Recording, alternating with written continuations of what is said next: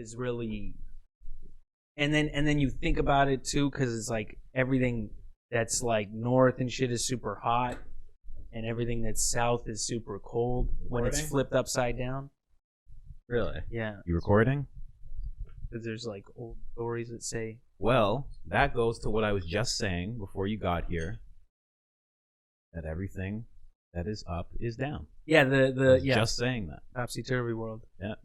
Good is bad, bad is good. Yep. I know. There's a lot of things like that. Are you guys scared? No, not at all, man. I don't think we should have any fear whatsoever. No, man. We should be worried, but not fear. We should be prepared. We should be diligent. Yeah, diligent is good. Diligent and prepared. Don't get too loose on it. We're not prepared. I'm trying to make it tighter. It's not. Oh, we're diligent. We're diligent. No, you guys are nice with it, man. Yeah. So if the internet went down, we're still live and recording, or does it rely on the internet? Yeah.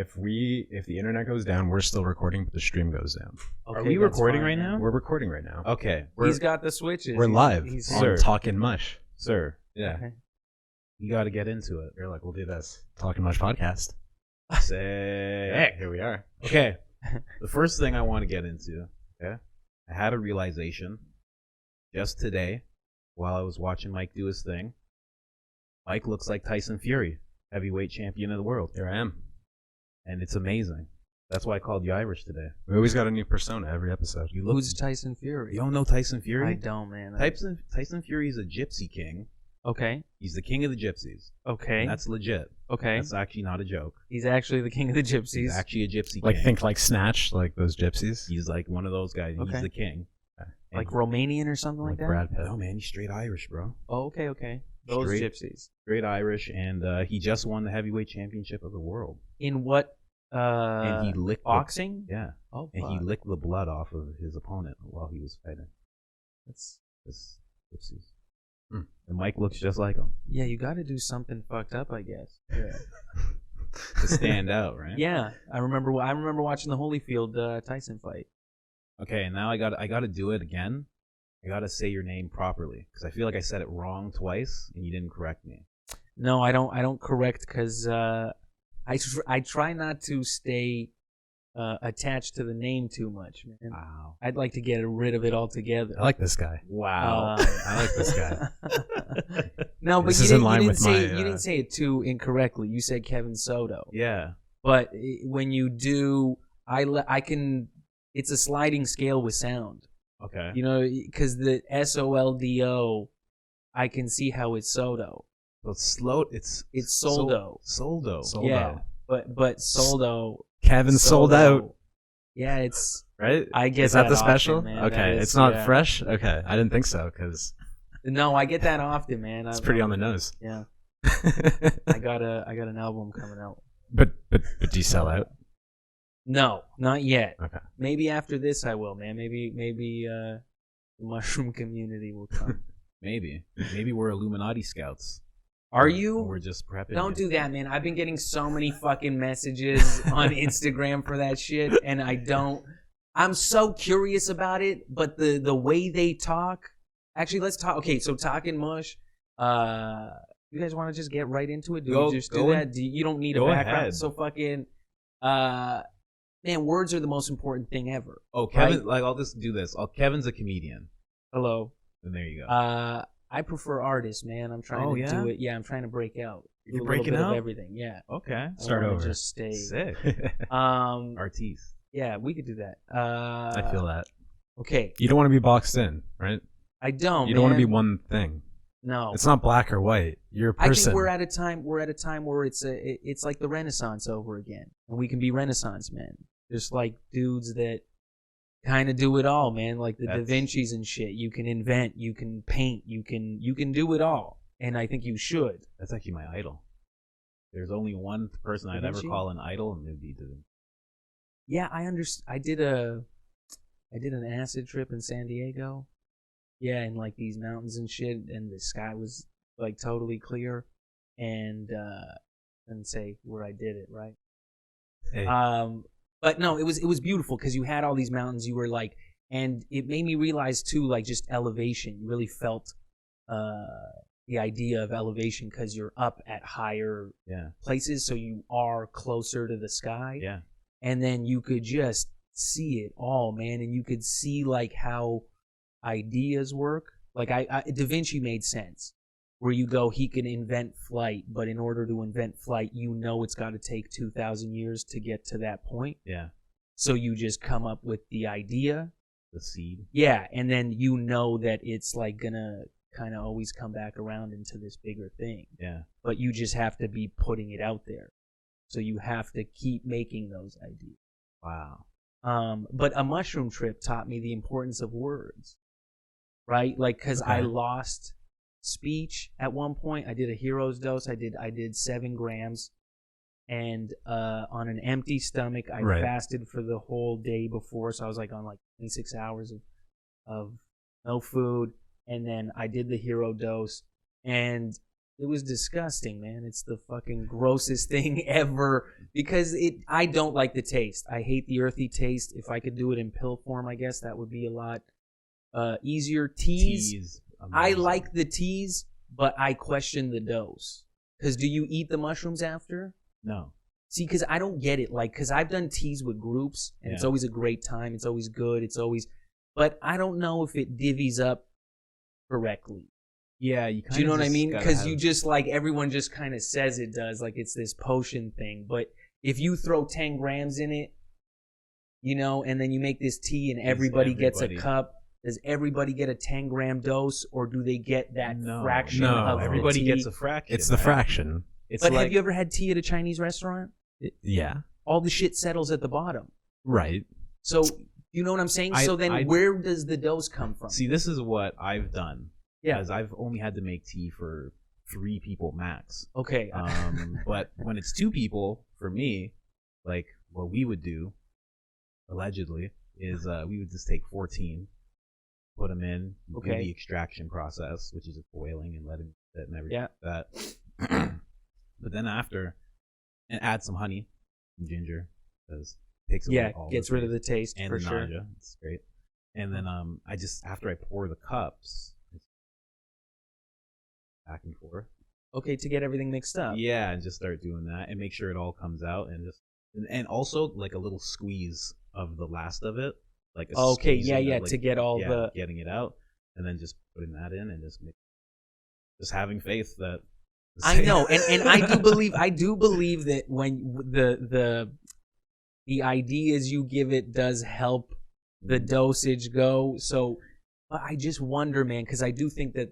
As McKenna even talks about it, man. Terrence McKenna always says the hero dose is 5 grams on an empty stomach, but it's like it's a handful and it's edible, and he says there's no other way, right? So I just like wonder and that is the right way to dose it, right? Because then you have the weight, because I've even done it in I've had mushrooms out in Thailand, and they do it fresh there, where they literally throw an entire blender full of fresh mushrooms, but the dosage is totally different because you have water weight. Yeah, fresh is like completely different. Yeah, and the conversion is like you need 19 grams of fresh for like 3-gram dry dose or something like that. Yeah, something like that. So it's something like wild where it's such a big difference, but then the experience you had on that like blender full of fresh mushrooms, to me was like far more magical. Yeah, if that makes sense, because it was like, I don't know, there's something about fresh food to me that seems like it's more of you get a better result. 100. And yeah, I really enjoyed that. But so this hero dose I did, at one point you do it, and then do you guys get that buzzing noise, like that big buzzing noise? Yeah, like this it's almost like you hit a frequency, like your brain hits a frequency.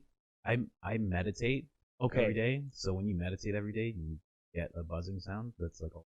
Yeah, I get that often now in regular, but this one was like it was just a louder one or more amplified, or I don't know if that was like, and then I kind of got this pop thing where you're like you're going out of your head, sort of. Yeah, you're feeling the mushrooms come on, and I remember because I creeps rolling on, a joint. right? Yeah, like you just hear this like humming, like wee, and then it's slowly getting louder, and I just remember rolling this joint. I'm like, fuck, and then something just happened where I'm like, I felt like I lost speech. I could just make noises, like I could just make sound, but I couldn't talk. Yeah. But I could still think thoughts, like words were still fluent in my head. And so you're sitting there, and I'm like, wow, well now I can't talk anymore. So now I just got to like figure out how to do life without talking. Right. And then slowly the words started coming back to me where I could see stuff. And then I realized the importance of words. Like literally every single thing you say has real weight to it. And because a thought is powerful enough. A thought could get you a lot of things, and you can like it creates a real energy to it. But then when you add it on top of words, that's when you really like add that extra, I guess, like carrier, like putting signal. it out there. Yeah, like you amplify the signal of the thought, right? Especially because you even have the opportunity to shout it, but we're at a place where everybody tells you to keep it down all the time, so you don't want people to be able to get to those points where they can use words powerfully, I guess. Yeah. But then when it comes to the Illuminati shit, the words they use scares the shit out of me. Because they say things like, are you ready to be in this brotherhood of eternity? And I'm like, eternity's a long fucking time. Super intentional, too. You know what I mean? Yeah. And it's like, because even a marriage only gets you to death. Right. Yeah. They only lock you in till death do you part. And you're like, that's a fair deal. Right. Because once you die, you go, I'm out this. I don't have to, and now I can go on and still do spirit pussy. Yeah, do all kinds of other interdimensional pussy of all sorts. And you're free. You're off the hook. But if you sign up with these dudes, it's like they got you forever, for eternity, man. And that's what I don't want. That, man. I don't want those weird handshakes and meetings after. You know what I mean? Like I'll have fun here and now, but yeah. I want to think about that after and have to go with the... Yeah, I never thought of it that way before. Usually when I kind of lose my words during a mushroom trip, I it's almost overwhelming. It's like you're getting a download of information and there's so many thoughts happening and you're sort of, for me, I'm like bouncing around the different ideas and Colin said it before, like I can't even get my words out when I'm on a hero dose, and I like I'll try to say something, but and it's like a clear thought in my head maybe, but then I'll try to say it to him and it just comes out like garbage. Yeah, he's just like and it's like he'll like get really contemplative and he'll be like, yeah. I just remember one time he's just like, I wish you could come. And just connect. I wish you could hear. I'm like, what? I'm like, and it's so funny because I got it. I'm like, I get it. I'm like, I know what you mean.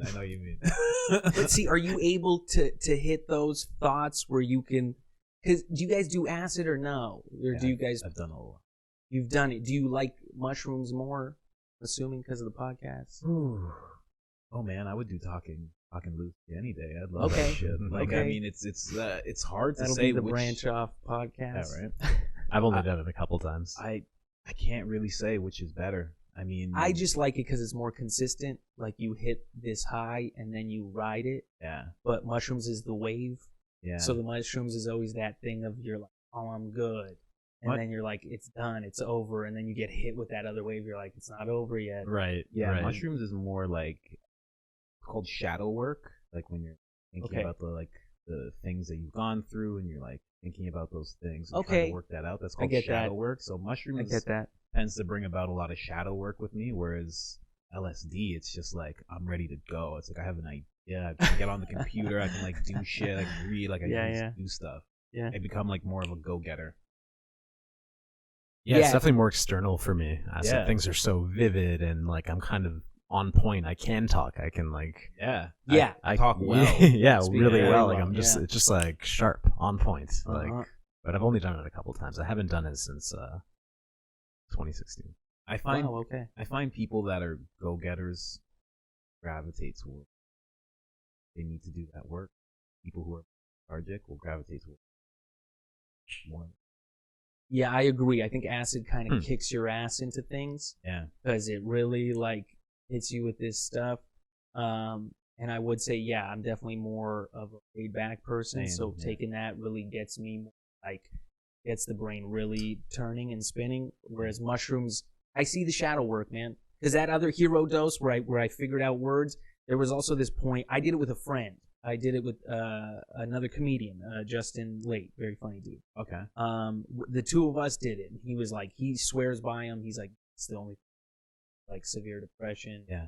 So I was like, okay, cool. I did the hero dose with him, and it was very strange, man, because he was super into like he was very highly educated on the mushroom. He understood it very well as well. He understood it about like hitting certain frequencies and stuff. Chanting helps, like kind of meditative things. And so when you're able to do that, it was weird, man. You could change like the room, like you could vibrate. You could like you could literally like create something. And so we kept doing it, and he was in his like space doing his thing, and I was in my space.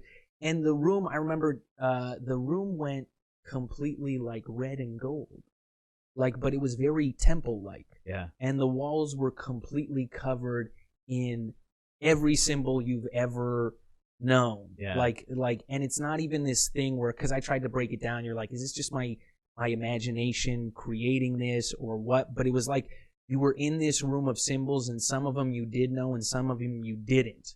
And you're like, it's almost like other people have gotten to these places and they pick a symbol and they come back with it. You know, like one dude saw the cross and he's like, I'm going to use that one. And he came back and he took it, and then that was the cross. You know what I mean? But these rooms are like, filled with them. Yeah. And I think it's those places where everyone's gone, like Christian, priests, monks in thing. Like it's all these rabbis. They're trying to do a study where they get like rabbis who haven't had a psychedelic experience before, and they're trying to study these people, but they're having a hard time getting a big enough sample because they've all dabbled. They made that really okay, or not all of them, but the majority of them they've been having trouble finding rabbis that have not done mushrooms before. Put the study. Put the camera on your beautiful face there. Ooh, there you go. Focus. Talkin Mush. It was just on me the whole time. just not the whole time. Yeah. I've been focusing up until I was speaking right there. But I forgot what I was gonna say. We were talking rabbis. Yeah, I know. I They've said all that, but dabbled. I was gonna backtrack even more. But I think there's a lot. I think there's a lot of people. Yeah. I wonder, man. Maybe there is other. All do dab. What? They just can't.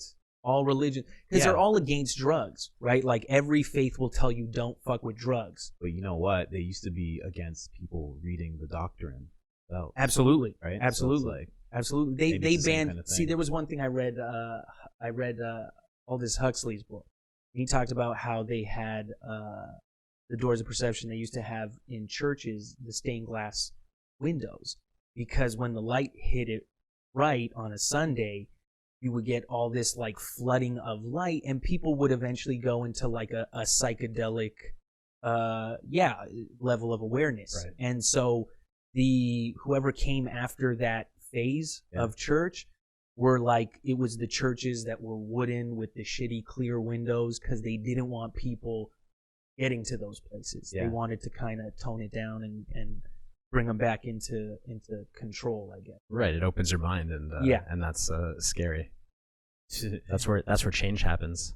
But, yes, so true. But that red room, this was what was fucked up. There was also this thing, and now I get it as the shadow work, because it felt like I was in a childhood room. Okay. Like, and I couldn't really figure it out. But then there was just this door that was kind of like half open or some shit, and you're like, man, what the fuck is going on? And I remember I closed my eyes. And that was the first like thing that really tripped me out. I closed my eyes, and my eyes were open or closed, I was seeing the same thing. Interesting. And then this thing jumped in front of me. It was like this. Okay, this is how it works. This thing jumps in front of me, and it was one of those super like psychedelic, sexy ladies. Yeah. Like, it looked like just one of those goddesses. Like, I don't know, like this outer world goddess, big tall hat. Few arms and shit, dancing around, and she was like kind of calming you down. Mm-hmm. And she's like, she kind of gave you that idea, like, don't worry, this is what you're gonna see, you can't hide from it. So this is what you're gonna see. So just like enjoy it and embrace it, and then he kind of skedaddled, and I had no idea who the fuck that thing was. And then a while later, like 3-4 months later, I was at this place and they had this piece of a stone, and it was the dancing lady that I saw. Like it was this goddess Were you talking thing. about the Hindu? It was Thai. It was this Thai sex temple. So this stone came from this Thai sex temple. So you're already in the Illuminati. Okay. I don't know, man. I don't know what's going on, but this is my experience, right? Like this is what this is how it all came about, and it kind of, this is what tripped me out, because it like helped explain the mushroom experience 3 months later. Yeah. You got this weird piece of a symbol, and then the person was like, yeah, it actually came from Thailand. It came from this Thai church. And that makes a lot of sense, the red and the gold, because that's usually what their temple. Yes, and see what that's very interesting too, man, because I ended up going to Thailand before that. And so what fucked me up is like, I don't know if that's how I came across her or what. Like, I don't know why she came. Like, you know, it was weird, but it was very specific that it was this one figure. Yeah. And then she existed outside of that, and she has existed from time before, which really kind of fucked me up. And that's like, insane. Hero's Dose is, yeah. I don't know. Like, you're the first person to say what you said about seeing the room whether your eyes are open or closed. Because I had that same experience my first time taking psilocybin. Really? Yeah, with Alice in Wonderland. I'd never seen the movie. Oh shit! And it was playing, and I closed my eyes, and I would still see the movie, but like it was still going. Oh yeah, and I remember you opened talking my about eyes, that. and it was like in the spot where I saw it when my eyes were closed, and I was like, "What the fuck is happening right now?" Crazy. I would assume, I guess, that is the third eye that can see through your regular ass waves, I guess. Interesting. Yeah, they say mushrooms are like tough loving parents, sort of. And yeah, that's a great explanation. Yeah, that sort of reminds me of what you were talking about with the shadow work and how this like goddess came out and sort of gave you that message and then skedaddled. I don't know if that connects. I mean, that for you, would but, definitely like, no. My mother would never have told me that. I'm actually where I'm going with this is like, so less tough loving parent and more like entities from the past sort of teaching you lessons or whatever. But the lessons were always of love. Okay. It's always a loving lesson. That's the other thing that I think that makes it so dangerous is if you did give it to everybody, they would have some form of understanding of human connection. Right. You build empathy.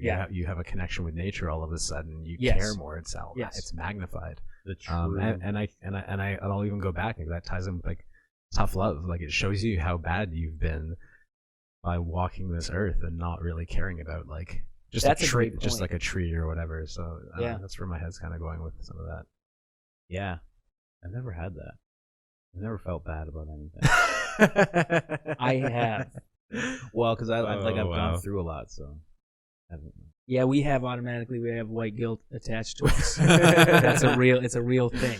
We got a lot. Well, I had to take a piss, and I was in the forest, and we were pretty high on mushrooms, and I'm like, cool, take a piss on this tree here, and I'm like, and I look at the tree, and it's like, I'm looking at it, and I'm like, it's so beautiful, and it's magnificent, and it's been here for so long, and like, who the fuck am I? I'll pee on this next tree over here. It's small. It's smaller, right? And I'm like, but it's not like. But worse. What if the tree was super into it, right? It's just the old tree really likes getting pissed on. That might have changed my perspective, you know, right? If it asked for really it, like I need some pee right now. Yeah, can you imagine? I wasn't communicating effectively. The tree's like, so I actually held it until I got Why home. can't they be nasty too? Show me your dick. Yeah, pull it out. And he's just like, no. And he's like, oh, son of a bitch! Nobody's been here in 50 years. So close. That's why there was all that other stuff around. And then you go pissing on the younger tree. You're a pervert, man. That's what you Well, actually, what I did in the end was I held it in until I got home. Did you? I was so lucky that a friend of ours picked us up from the park and drove us back because I was like, oh, is that what happened? I had to pee. Yeah. Who picked us up? It was our buddy's cousin. Came by. Oh yeah. Yeah, and he got in the car. I thanked him profusely. I'm like, gotta get us back. I gotta go to the toilet. And so for just a number one, just for a piss? Just number one, yeah. Oh man, that to me, because every time I'm on a trip too, the one thing that always like cycles back, my brain always cycles back to, that boggles my mind, is like human waste, plumbing. Like, you just think of all the stuff where I go, what? It makes no sense. Right. The most natural thing seems like just pissing outside or taking a dump outside Right. and letting nature run its course. Yeah. But you just held it in, and you're like, fuck it, I'm gonna use the pipes. It didn't feel like the right thing to do. Yeah. I'm gonna use the pipes. Yeah, I went with the pipes That'd be in that moment. amazing. So I want to know what moment did you feel bad? You said you had a time that was a bad feeling was magnified for you with your connection with nature or whatever it was. What was yours? A bad feeling? Yeah, that's where we started. Like Colin said, I haven't felt bad about anything. You said you sort of felt bad. It's our white guilt. You were joking. Yeah. What was your experience of feeling guilty while on mushrooms? Just with everything we do, man, the way we consume. Like, I went super hippie after, because mushrooms is new to me too, man. I was so paranoid about it my entire life, like, because it was always the connotation I bought in. Right, I had old school European parents scared the shit out of me with drugs altogether. And I didn't try mushrooms until I was 30. That was the first time I ever like even tried it. And right away it was this. Is that Amazon? Probably. Let's take a break Whoa, here. whoa, whoa, whoa, yeah. whoa, whoa, whoa, whoa! Keep going. Check your thing. Why don't you do the? No, check it. We'll get another camera. We'll be right back. No, after no, these no. sponsors. No, because I want this to keep going. Hold on a second. I forgot already. Because you're in a vibe, man. Don't No, worry. I can get back in, man. I feel it. I like what you guys are doing. And yeah, it's been a crazy ride. All that just for a package? Not just a package. You didn't have time to do all that. No. Don't mess up vibes. Trust me, from doing many interviews, That's you true. will lose it. I already forgot what I was saying. Well, because certain things will kick in eventually, and different. What do you mean?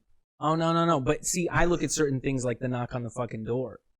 You know what I mean? Like, that was supposed to fuck up the vibe anyways because we were getting too close to something. Oh, were And we? then something always, man, I get that all the Are time. you guys both in the Illuminati? Is that what it is? This No, guy's it's not pissing that. on- If this guy's anything, pissing on the young Amazon trees. dude is Illuminati and came to fuck up the whole. I'm telling you, man, you're stumbling on something. The Men in Black. So, It is. So yeah, you were just telling us about how we're all fucked up, what we're doing on this earth. Oh, I wasn't. No, Never he was said talking that. about European parents and how they European fucked you up parents. in the connotation. and everything. Yeah, I don't remember. I lost So it give us. I think he's Illuminati. I started at 30. 30 was when I started. Yeah. And it's always been this like really rewarding learning experience every time I've done it. So for me, it was, and I did the psychedelic steps to it all. Like, I started with mushrooms and, I just a regular dose, like a 3-gram dose or whatever. Then I went to tried acid. Then I tried ayahuasca. Then I eventually got to DMT. And it was all like, yeah, it's all these levels to it where you try to make sense of it all. Mm-hmm. But it gives you a lot, man. It gives you a lot of, like, I guess it does inner shadow work kind of just naturally, and some of it you do know, some of it you don't know, I guess. Like, some of it is very obvious things where you're like, oh man, yeah, I just got to be more myself.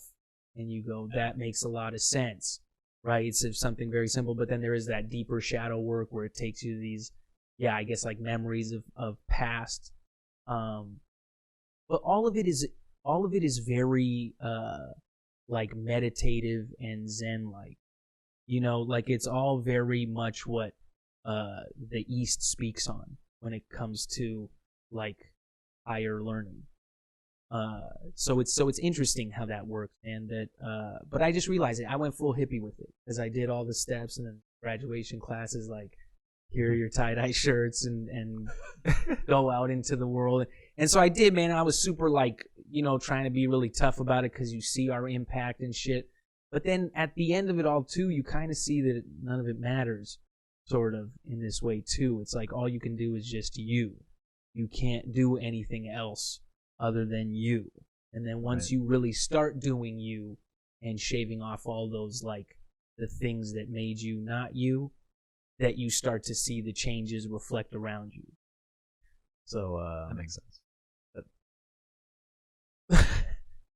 Sorry, does that make sense? I didn't lose No, you yeah, guys? that was great. I just want to know what's the most impactful lesson you've learned from psilocybin? From psilocybin.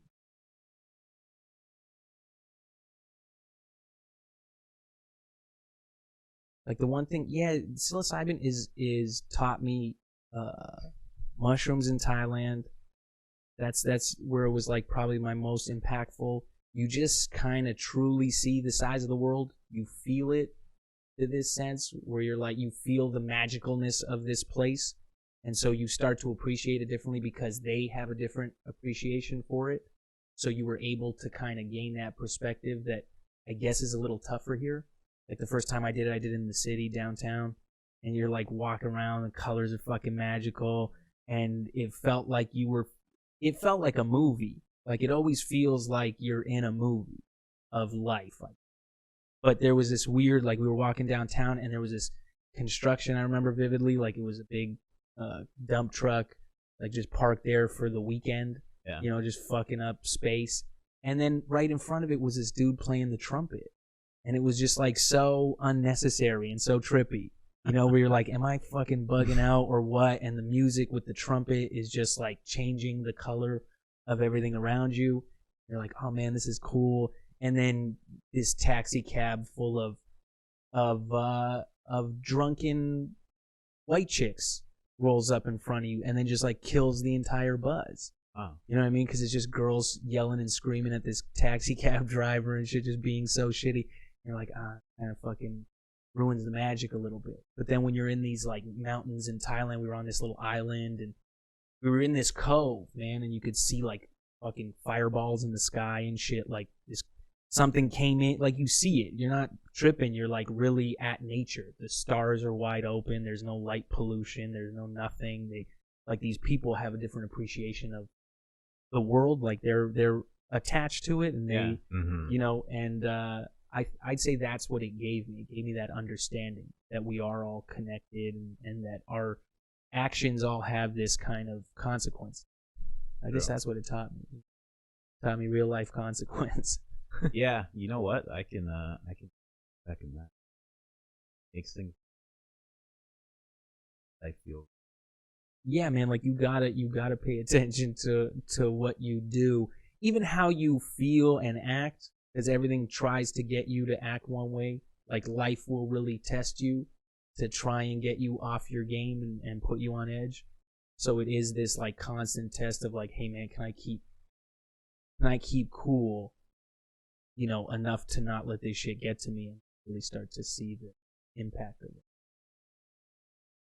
Wow. So let me ask another question. Yeah, go for it. How was ayahuasca for you? I've done ayahuasca. And you learn from Where that. did you do ayahuasca? Did it in a... Oh, okay, yeah, I guess. did. Did you? Okay, let me ask you this. I was in Canada. Okay, you were in the northern hemisphere. Yeah. I was in Ontario. Okay, fair. I also did it in Ontario. I was in a house. I also was in a It house. was a regular house. When did you do it? Were you with like 15, 20 other people? No. Oh, there was okay. like... Okay. It was a very odd gathering. There was CEOs and like...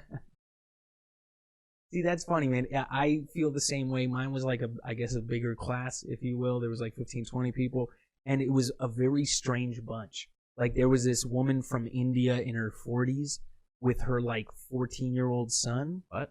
Yeah. So but they were super in tuned spiritually. Like they were super spiritual people, and they were like, I think this is, you know, we want to get in touch with that side of things. So she was there, and her son did it, and wow. They both had this like, yeah, it's very eye opening to what we. But you know what I mean? To where we go. I go thinking of me growing up. You go, man, this shit would have been illicit drugs to my mother, and she would have fucking snapped. And then you have this lady going like, man, I really want to get in touch with that whole spiritual realm of things. I want to, you know, learn about my past and stuff, and it's a totally different mindset. But that being said, it was still strange because you had a big group of people and you're tripping out with a lot of strangers. And I puked and shat at the same time. Did that happen to you?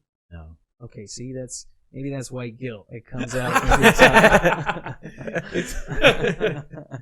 No, they say if you don't need sometimes if you don't need to purge anything out of your system, you just won't. Didn't think I did, man. I tried to be super strict with it too. I took they go abstain from certain foods. I did the dietary requirements for it. They were like, don't eat meat, don't do this a week before. And I was like, okay, I'm good on this. The only thing, they go abstain from sex for a week. And that was the only thing I didn't abstain from. Yeah. I have a problem or needs. Yeah, whatever you want to call it, man. But that was the only thing I didn't abstain from. And if I had to get purged for that, fuck, that's kind of unfair. get purged. No, but sometimes it's just like things in you, like, because a lot of the time the purging is not just like what your dietary restrictions stuff. I get that, and it was very rewarding because they say that too. They go like, once you're done puking, it'll feel great, and there is some, like, that's very true. Like, you feel like whatever this thing was inside you is out now. Yeah. Well, I just, at the same time, man, both. I was gonna say, was this in your pants or were you? No, you're in a bathroom. Everything's like fair, and you know the guy gives you a trash can. You're sitting on the can. So you just had the bucket and the can. But it's just like, you know, brutal. Coming. I don't pick one. And I thought I was good, you know. I thought I was good. I was like, okay, will be the. You're just so disappointed. Yeah, I'm like, I don't want. And then after all of it, after it was all said and done, really, I was just like, man, it's better. It's just more of even DMT. I like. Well, what was the ayahuasca experience like? You just shat and like, but some other stuff had to happen. There was a lot of things going on. Okay, what happened to me? There was a shaman who was from South America. He was kind of overlooking the thing. He was the one administering it, and there were a lot of people that like he was supposed to help people, and there was this one dude beside me, this big like black dude. And he was on a mission, man. Like, the ayahuasca was hitting him. And I liked the way it was hitting him, too, because he was kind of, like, in this, like, laughy but also serious way. Like, it was fucking him up. Okay. And he was getting in touch with himself. Like, you know, he was saying all this, like, very profound shit. And he was, like, going through this whole thing. And you kind of see him going through it. And, but the dude didn't want to really help. Like, the shaman didn't want to help him. He was more like dealing with the women and just being like, oh, everything's okay. But the women always have this like much more tibbiness to them. So they're more like, oh. And the dude that's having one is like, you know, I'm me. And he's going through all this stuff and saying all these things. And he's like, yeah, all the stuff he was saying was just like louder. It was more profound. It was more like, he's finding himself, and he's kind of like claiming it, and it was just weird because it was like I was on the trip too, so I couldn't really do much to like I know help the dude. Like, I couldn't talk to him. I was kind of in the same fucking thing he's going through. I'm going through in me, and you're like, oh, dude, I wish you could get some help, and the dude's just over there, and you're like, well, why doesn't he? So I don't know. I just feel like it wasn't the most helpful environment. Not that it was a bad one by any means, but it just like, you go, maybe we should have needed 3 shamans here or something like that. 100%. Some just more like, because you do see the therapy to it. Like, you do see the therapeutic sense to it, where you go, you do need to have you don't need to, but it's a lot more beneficial to have another doctor there. Just to be like, hey man, you're good. We had 6 people. 6 people, 3 shaman. See, that's like such a fair. Like, it just made sense because like, we were in different rooms, so like one guy would be like. See, I like that, man. That's a lot more. I didn't need any help, but like. And what was your general take on it? Oh man, for me it was the best experience. Really? Yeah, it was. No puking or shitting, so that's no puking, no shitting. Shamans kept telling me that I had a very classic, because I told them all the visuals and stuff I had, scattering, and stuff like that. Felt so good, and I got. I've never actually said this. You'll probably see it, whatever. But it kept telling me to go to my girlfriend's father and ask for her hand. It kept saying that. Did you do that? No, not yet. But I you should probably get on that. Yeah, it like, I don't know. I don't want to tell you what to do. Because usually in any psychedelic experience, like everybody knows, your thoughts are racing. So it's like you'll have a thought, but then it's like Doctor Strange when he's trying to like find something else in his eyes. But for me, that kept coming back. It like kept like every like 20 minutes. Yeah. I'd see the visual of me like going to the house. Just kept saying that. And it told me that I don't need to do it. You don't need to do what? Like the drug. Yeah. Like you don't need to do any of them anymore. Like you're done. Like you don't need to be like that. I get that. It kept saying you don't need to be doing. You still do it? I haven't done a hero dose since. Really? I've hero dose. Okay. I haven't been called to like grab any. You haven't been called to grab any? No, I haven't felt like a. Oh, you haven't felt? Yeah. Okay. Literally after I was done the experience. Phrasing. Like yeah, Yes. sorry. Yeah. After I was done the experience, I just felt like I can only explain it like I made like $10 million. That's what it felt like. Okay. Like it felt like my life was that secure, done. Like it just felt like. And that was the ego death no shattering. Yeah, it was very much shattered. Yeah. It was actually a horse. If I go into it, it was a horse that I was holding. Holding this horse, I was holding it. I was trying to get away, and then it got away, and then cinematic fashion. My face. It was just running, and then all of a sudden I was fuck, man, horse, and then it was me. All of a sudden it was like I was standing here, but then something came out of me. You could see me, and then I tripled and sixth. My head opened. It was all teeth. Turned into like almost a platform thing. I was just a platform, and I was walking six. Saw a little Native American girl, and she was on a swing. She was swinging, and then she jumped off the swing, bursted into a bunch of like geometric shapes and shit. Sudden, out of the shapes came an much older. She was just doing chants, and she was just gray hair. That was like the, but it was just 4 hours of that, just shit like that, with it telling me to marry, and to better relate with my brother. Okay. Yeah, that's pretty. Those two things, like just open. But then you've got to make sure. See, I guess that's why you need the acid too. To go get it. Yeah, I don't want to tell you to do fucking drugs either, man. Especially, you know what I mean? You do this fucking thing and it goes, never do drugs again. And then I show up and no, man, I don't want to do that. But I feel like because you do need that ass kick now to go like marry your chick. He's like David Cross in an orange beanie. The marrying part is very easy. The harder part is going to my family and trying to like bring them to me. Sure, of course. Even afterwards, I was like, hey, I might need you to come with me. Like, I'm not sure if I can do it. Like, days after my experience, like, I don't. Like a brother to me. Him or his chick? No, him. Oh. I was like, you're like a brother to me, like dual brothers, and I to do it. Yeah, I like could see actually that. say these things. But it's more like a fear of like getting rejected.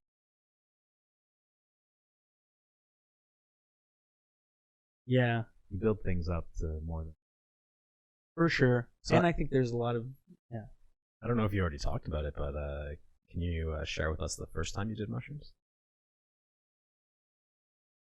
Pretty please. He is in the No, Illuminati. I did, man. I did say that. That was the time with the trumpet and the girls. That was the first time. That was downtown. Okay. That was the first time ever. So. Okay. I did it as a tea in a Timmy's cup. Added a bunch of sugar to like an apple cinnamon tea, and it was great, man. That was the first time. And you know what I noticed too with psychedelics in general? They build real memories. Right. Like they kind of solidify a night in your brain where it's the opposite of booze. Where like booze is the fucking the Men in Black neuralizer, and it wipes you clean. You know, what the fuck happened? This is like it's the nights to remember. Yeah. You go, hey man, here's a bunch of profound shit. Well, here's an experience of a lifetime. That's why they give it to people who are like end of life. They end up having this like psychedelic experience that is pretty scary, like you're kind of going out of your head, and a lot of people report kind of like coming to terms with death after that, because you basically faced death in your mind, man. and then you got through it and it wasn't that bad. So people will often be like had the experience of dying on mushrooms, and then you don't know, you basically have nothing to fear after that. Yeah, you've come to terms with death. Yeah, you've died before you died. Yeah. The Egyptians talk about that vividly, like is you have to, and then the Buddhists go even further and they go, you need to be able to figure out how to steer that thing after you die, like that thing that gets you out of your head, the spirit, the soul, whatever you want to call it, that thing, because I think everybody does need to experience it, and we're too quick to label things as like crazy because someone gets out of their head. You're like, but you have to get out of your head.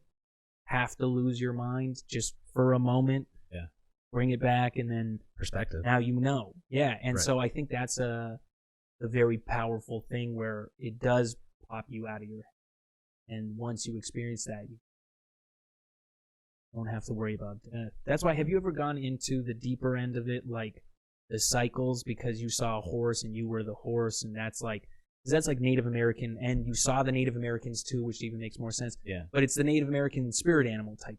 Yeah. Like where your spirit animal is a horse. Probably. And when you, like, because you ever hear the lobster theory, the movie, The Lobster with Colin Farrell? The idea is when you die, like they have this program where, because once you die, you get to come back as. Okay. Because life is just a cycle of human and animal. So you just kind of go between the two. And so you get to pick which one you're going to be. Wow. In this movie. But I guess also in deeper in life, if it doesn't call to you, like I don't know if you get a specific animal or if you kind of play into a specific animal role. But it is that, like, even Buddhists talk about it, like being what you are.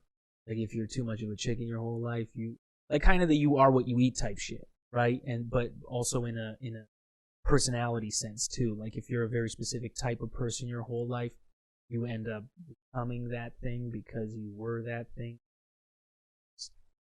True. Keep carrying it, and that's why there's certain like analogies where you go, this person's a rat, this person's a whatever you call people things. It's like there is some truth to it. This guy's a dog. Well, yeah, because it's like intuition.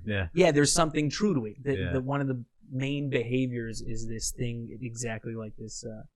Animal. So I'd go into that, man. See what the horse. But you let go of it too, right? Well, that's the thing, right? That's powerful. Yeah, that's so weird that you say that, because that makes me look at that. I look at all those things, man. I don't think any of it is not like there's a reason you're seeing it.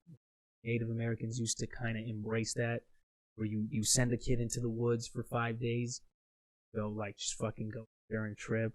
But here we're like, oh my God, bears and shit. And it's like, no, if you come across a bear, that's the bigger picture of it. You're viewing yourself. It's like the bear has no reason to harm and kill you. You're not doing anything to harm that bear. So there is this synchronicity with nature. So if you see that, it represents something too. Like I've had it, and I look this shit up now all the time. Like I had a week a few months back where I was just seeing skunks. Like I was like, what the fuck does this mean? And then when you look it up, it's like, no, it means you're going through some change, and the whole idea is you might have a stink to you, but you need to like kind of own that stink because it is who you are. Interesting. It's very and then you go, oh, okay, and then the next week it's something totally different. You're seeing a different animal a bunch. Like there's something vividly in your life. I don't know. I feel like it's like when rabbits are a big you learn a new word, you just happen to hear that word more often because you're paying attention. Your mind's in tune for that. But what if your mind is also bringing it in?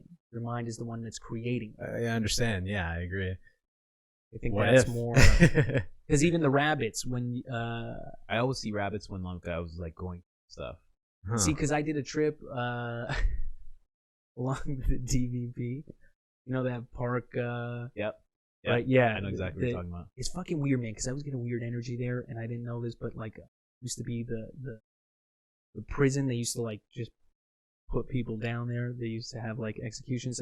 So there is a weird like thing to it. But I remember going through like the woods along the DVP. There were all these rabbits that showed up, and it was legit like this Alice in Wonderland type thing where they're making you follow them. Yeah. And you're like, and then they just fucking disperse. And there was just enough rabbits as there was people on the trip. You know what I mean? Like vividly in the, like, and we're all seeing it. We're all seeing the rabbits, right? And they're like, yeah, there's 5 of them, 5 of us. What the fuck's going on? And then they're just like, yeah, and they take you through the forest, and it is this fucking weird, real life Alice in Wonderland where you go through it and then you end up on the other side, and there's all this kind of little micro adventures throughout this weird little trail that. I wonder what rabbits do mean, because I remember seeing rabbits for a while when I was working at a grocery store, and I hate. So I've seen rabbits every single night, and then I got a new job. Yeah, I got like spirit animals, amazing new job. So weird. Just recently, like it happens all the time. Mm-hmm. It represents something, man. Like because we always discredit it because you just go, it's a fucking coincidence, it's whatever. But there's a meaning to it. There's a reason why. So like, I see squirrels all the time. Yeah. Does that mean I have to be preparing for coronavirus? Squirrels? Because they're always like putting away food for the winter. They're always burying them away. But see, maybe I need to be like stocking up cans. Maybe. Do you preserve and stock? Only this past week because they've been telling us to, and I'm just making a joke. But no, I don't typically do that. And I see squirrels because I live next to a forest, and there's lots of squirrels in my backyard. But there's foxes too. There's foxes and there's raccoons. And there's all kinds of stuff. There are these other animals, and I don't typically see them. Yeah, why am I not seeing them as much? You ever see a fox? Around here, I haven't seen a fox. See fox. I know those coyotes around here. And you know what's weird that you say that? Too. You live over here. You've never seen a fox. I'll be driving in the city and a fox will go by, and I'm like, what? And I'll stop. I'll try and get on my phone. Like I'll like literally almost cause an accident. I'll be like, oh my god, it's a fox. All of it, man. Like even the idea.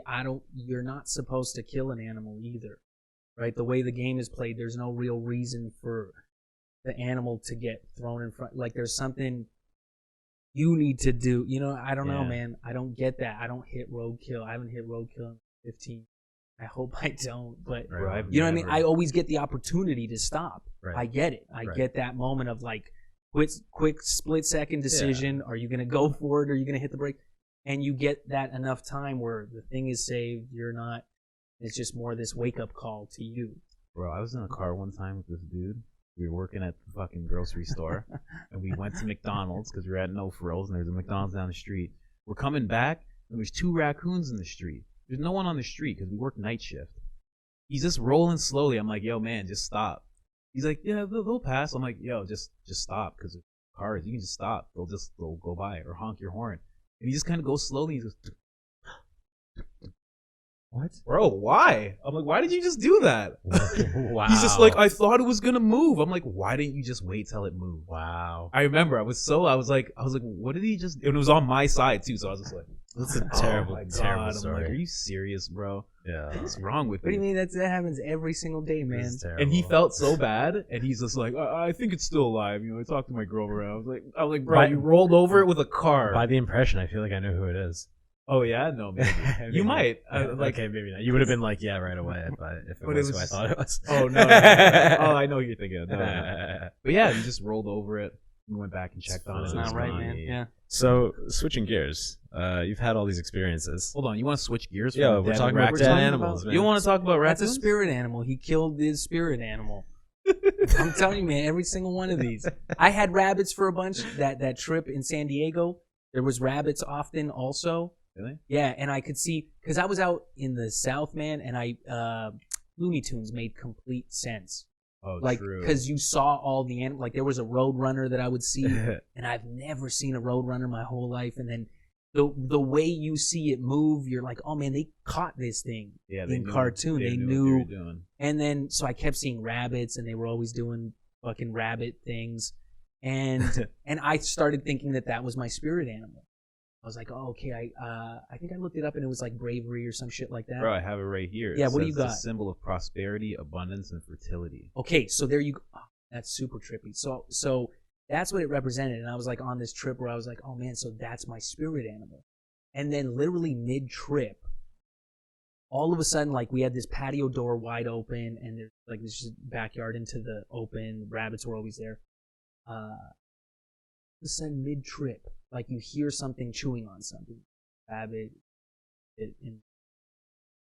in the garden. And then you just hear this, like, pack of something. Wolves, coyotes. I don't know what was in the area. Coyotes just, like, show up. You hear, like, 5-6 things show up and tear this thing to shreds. Like, you hear the noise, and you're like, and in my head the whole time, I'm like, this is my spirit animal just being ripped apart. And I'm like, and I don't know what the fuck that means for all my prosperity and fertility. Oh, no. Because I'm like, man, I thought I had it all. Where I was like, yeah, man, good days ahead of me. And then the wolves came and just, like, tore it up. God. Yeah, so I don't know if Jesus. I don't know if that's my new spirit animal. I don't know how they work. I don't know how the transition works. I was gonna ask. But, I see chameleons all the time. Do you? Is that what you have in your room? That's what I have. See, Yeah. that's So. Yo, bro. So when you have an animal, what does that mean? Does that mean it's your spirit animal? No, it says a lot about you. Does it? Yeah. I That's said what that people- from the That's first what day that people you say. bought it. That's what people say. I was like, that says a lot. I'm like, this thing's not gonna leave its cage. It stays there. It's cold-blooded. I'm like, this is Mike's aunt. and it could take on a lot of different and shapes. how about the A lot of positive different- things? I mean, that's not super positive either. I had a chameleon too, man. I had a chameleon too, but they kept dying on me. Huh. Right? He's not the fluffy dog type. Interesting. Buy a fluffy dog. He'll get a chameleon. It made perfect sense when you got it. I was Reptilian. like, oh, that makes sense. And get a lizard. See, I That's used to be reptilian too, man. I think it's like that you want to go You super... used to be reptilian? No, but I he used to is get part a of the bench- Illuminati. No, but if you want to, let's go deep with it, man. What? I used to have a lot of lizards. That was Okay. like my first pet. Yeah. I've had a snake trying too. to, snakes You had a also. snake? And once, yeah. Oh man, me and my girlfriend had a snake. She had a python, and the whole like fucking Adam and Eve story kind of just made more sense in this very like in this trip. You hear the fucking snake talking, and you're like, you sneaky motherfuckers, man. You know, yeah, I've been reptilian, So what are you and saying? Yeah. you upgrade out of that. You because you yourself, I think, get to choose, right? Okay. So we are reptilian at first because we're made to be reptilian. Like you're Mhm. made to think reptilian mind. You're everything's like Mhm. you know the world is not good. Everything's got so you got to fight for everything and you got to be all. But you grow out of that. Right. Have these journeys that allow you to. I've been dog sitting a lot of different dogs. There you go. I've been meeting a lot of dogs. Yeah, you see the Is whole. that the transition? Yeah, and dog backwards is God. So there's this eye of God watching over you, man's best friend. There's a whole thing to it, man. There's And his a name's lot of Michael. There you Archangel go. Michael. See. Like the...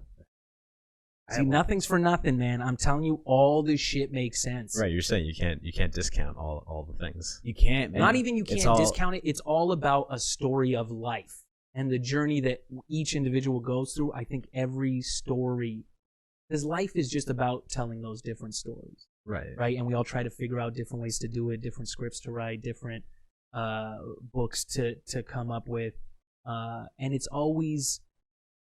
Like, have you ever heard that? There's only like 3 stories Yeah. in the whole yeah. world, and It's everything very is limited, a yeah. It's just is a remix variation of that. Yeah. Yeah, I think likewise. That's what life is, right? And so you just, if you can make sense of it all, nothing is not it.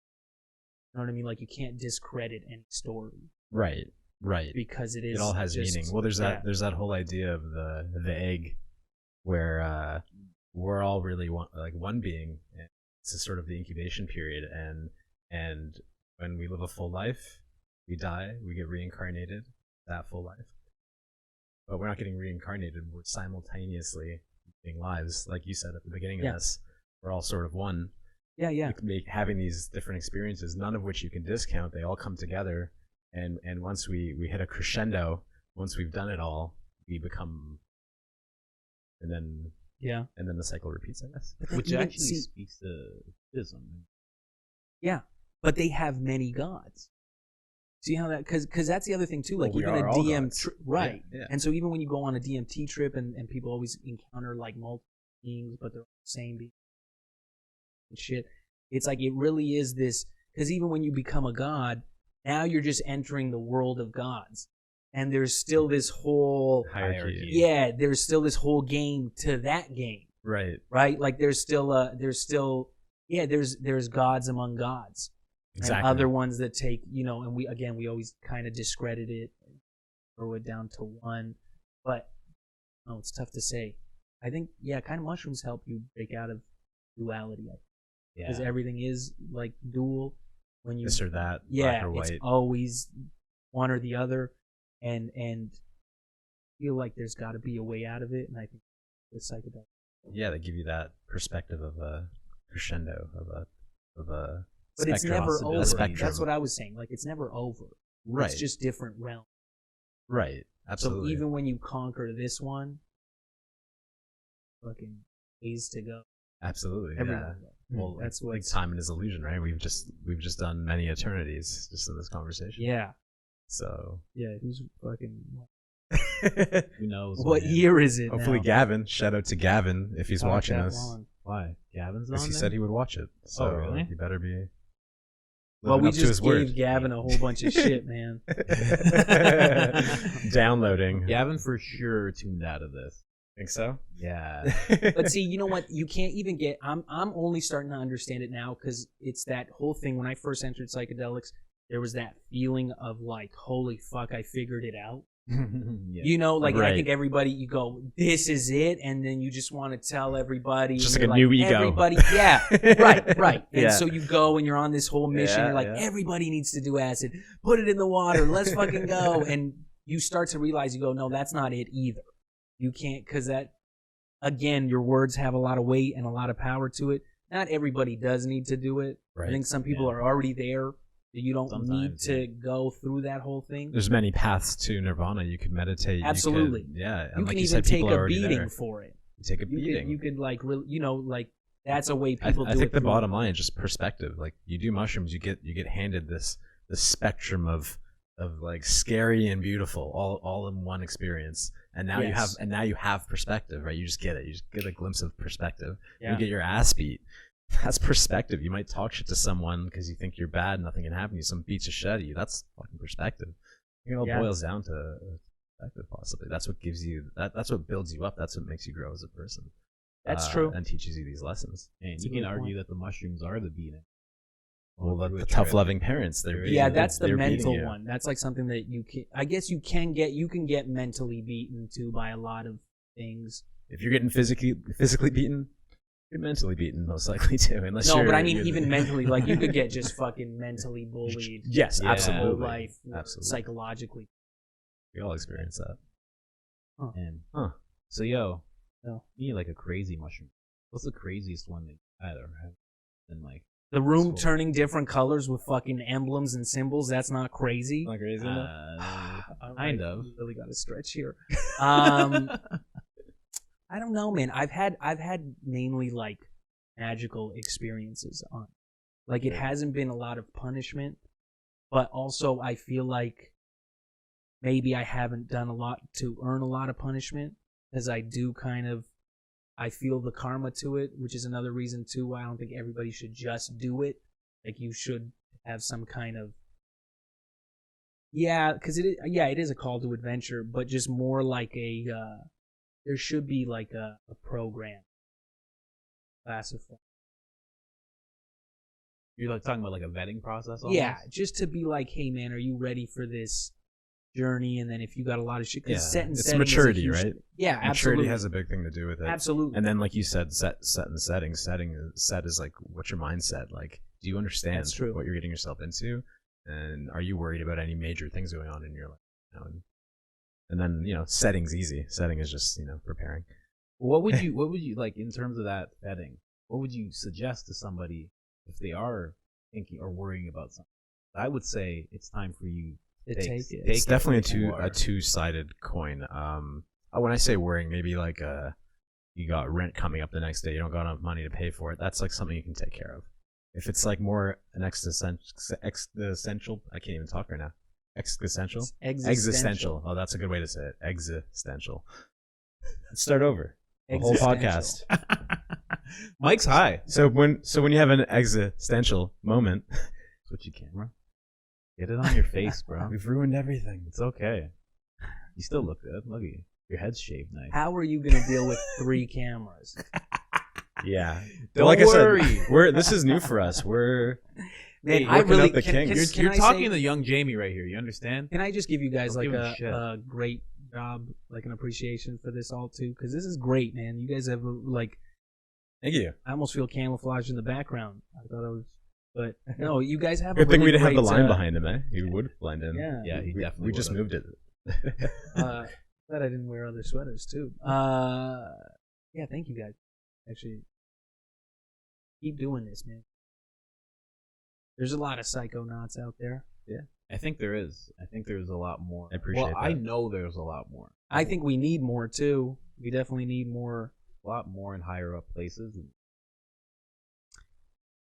I think that too sometimes. Well, I think there's people doing fucking all kinds. I've Well, seen it's it. like you said earlier. People, they don't want to like shout it from the rooftops. It's like when you Right. first do it, you want to tell everybody, but you realize that's not the answer. And some of these people are smart enough.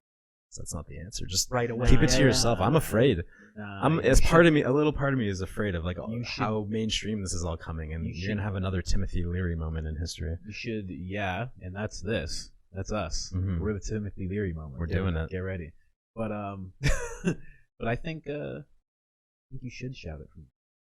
I don't think you should tell everybody to do it. Right. You shouldn't be preachy about it. It's like how you but framing it. should.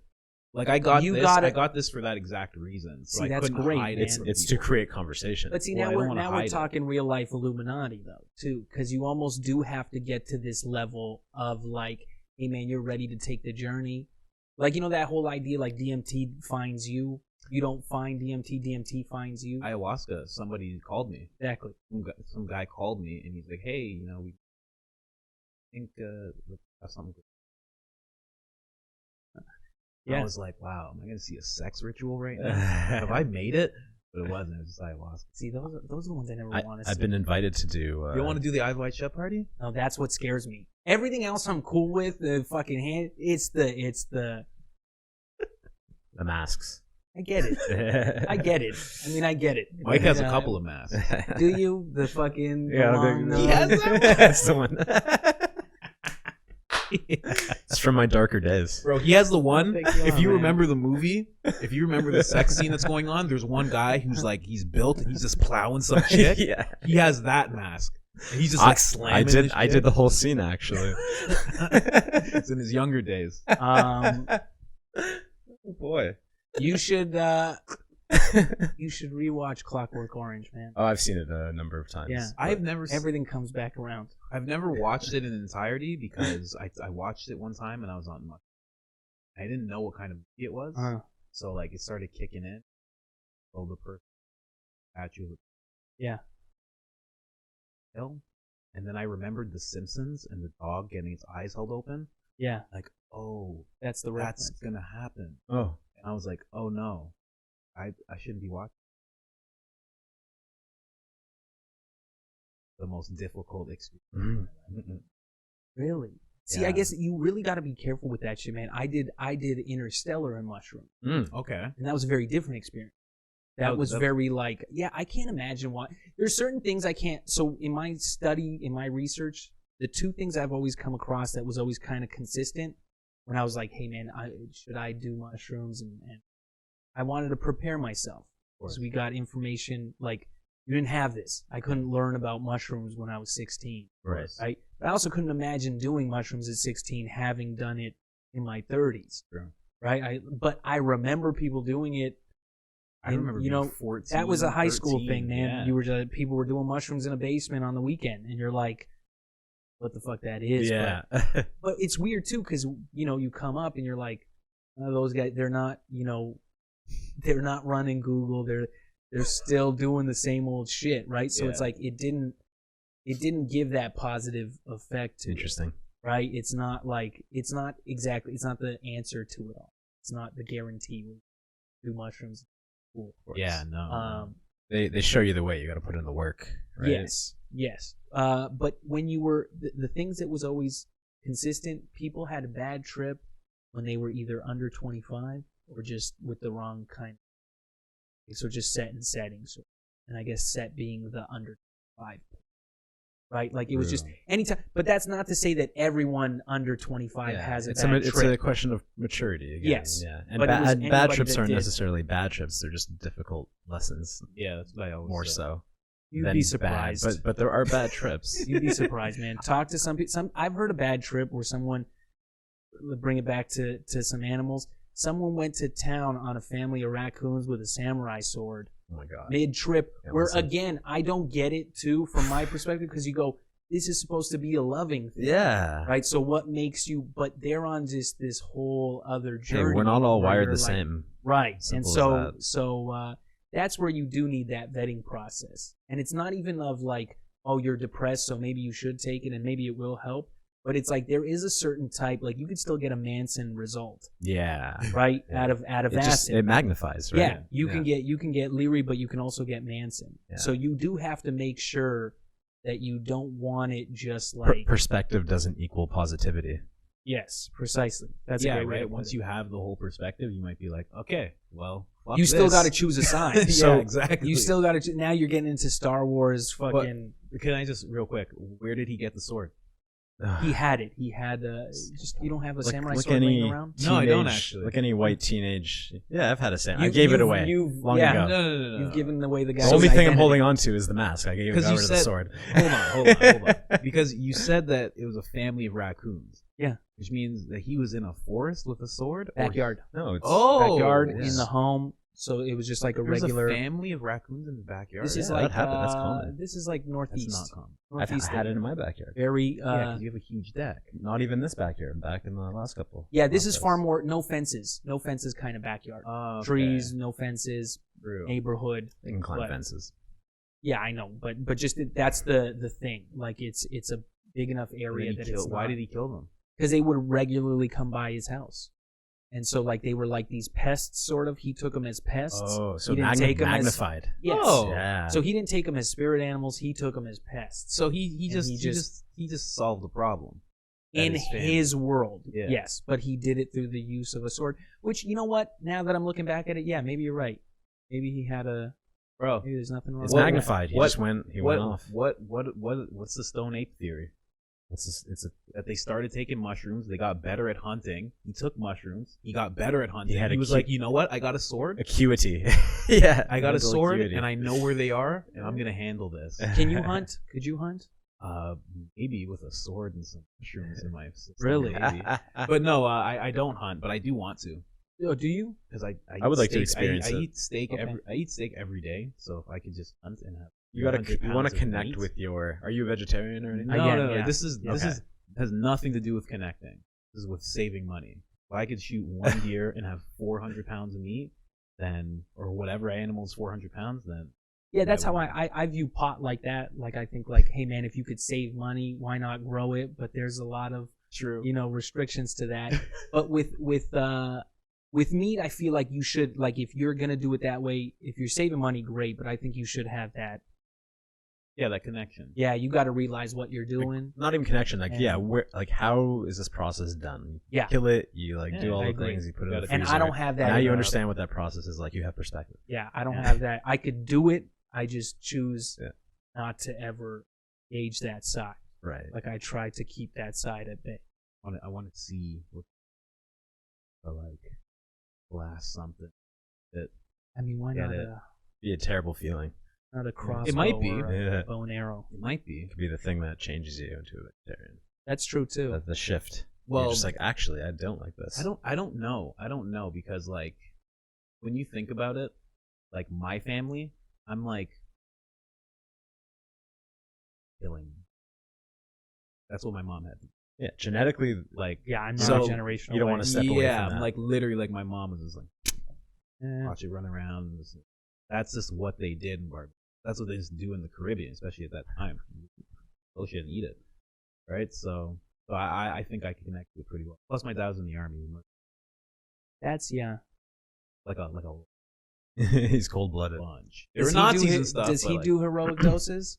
my dad? Yeah. Well, he's died, so he did a Okay, heroic so dose. he- When you die, you do that Yeah, you No. do the DMT. Yeah. burst. So, And he had cigars and tequila, so his blast off.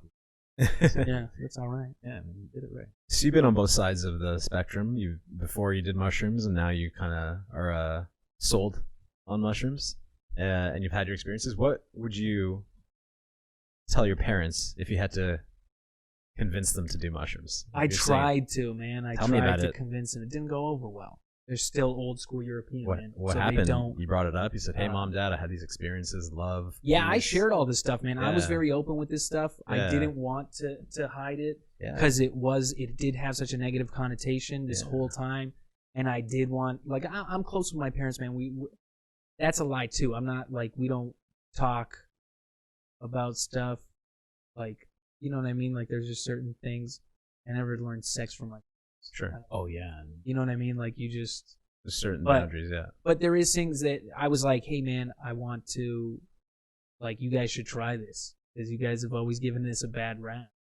Yeah. And you're like, it's actually not that bad. And then just kind of trying to break them down on the logistics of it, Mm-hmm. where you're like, look, it legit just grows in the wild. Like, I've been to places in the world where it just grows. It's not.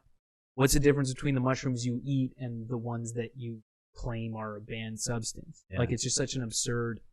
I understand chemical things because you got to get a lab, you got to do that. If something grows out of the ground and anyone tells you that it's illegal, Yeah. it's like You shoot gotta start the asking dude questions, that, yeah. you shoot the dude that tells you that because it. No, but really, you know what I mean? You're gonna outlaw a mushroom, but not a cactus. Right. You know, and I mean, shit. Even that is. You mean is- because a cactus can hurt you? Yes, I don't mean Spike you? cactus. Yeah, But you can also have a psychedelic trip with a cactus too, Yeah. right? Right. I know that. But yeah. in the sense that, because it's this dangerous thing. You're not gonna ban the cactus, Right. Right. but you're gonna ban this like just fungus that grows out of the ground Yeah. under a tree stump. Like, that's so absurd. Where you go, Absolutely. yeah. So it's strange that. So I tried to get them to see the other side of it, but there's just no. They're not ready. Maybe, man. They're Yeah, not ready. that's It's true. we're all on our own path. That's right? true. We were saying we can't shout it from the rooftops, and that's one of the reasons why. Where That's true. You might get too much pushback. That's very true. well, again, it's you can shout what you've done, but don't try and preach it to It's how you frame it. because yeah. people can't push back on you being like, I had a fun time. Ye- And they're like, fuck you and your fun time. No, this and yeah. that. It's like, No, he did but the if right you- thing. But if you're going to them being like, you should do it, then Yeah, well, he did the right thing. He couldn't hold it in. You couldn't not tell them. That wasn't an option. Yeah, because it was a new thing. It's like, hey, what's new? Yeah. I'm not gonna go like Yeah. nothing. Like, let's I put just that in had a box. profound Like, experience over the yeah. weekend. The world's all right. I'm not gonna put that away. Right? is that Yeah. what you said? Did you say that to them? You're like, hey, I just did this. Like that's how it came up. Yeah, That's pretty new. much. Like when because I would Just I would casual. visit my folks, so I go and visit them. You have dinner with them or Yeah, whatever. yeah. Try to do it, as often as you can. Life gets in the way, but yeah, it was just having this conversation. They're like, "What's new?" And you're like, "Mushrooms are new, new to me, right?" And then even with acid too, man. I did it at a music festival, very cliche for the first time, but it was again very profound. And you're like, "Man, there's so much to this." And you told them? I did, and my mom always takes it like my mom just fucking panics and assumes it's like you're on drugs, and you're like, Yeah, the Where's- drugs are making you love so much. It's Yeah. like, Where come on. yeah, where are they from Silly. in Europe? Croatian, former Yugoslavia. Okay. So That's yeah, gonna be rough. a lot of I'm pretty Lot of sure my inner mom will turmoil. do it. think so. Yeah, pretty sure. I mean, I could Like, see the my thing mom is- doing it maybe like the old people on their deathbed. Yeah. Right. It's And that's just an being okay. Like there's yeah, of course. it's gonna be by time they're there, it's That's a good gonna point. it's gonna be legal, and that's gonna be the standard. It's a very I think yeah. it's gonna be like like our society doesn't help people into the afterlife. We just sort of go.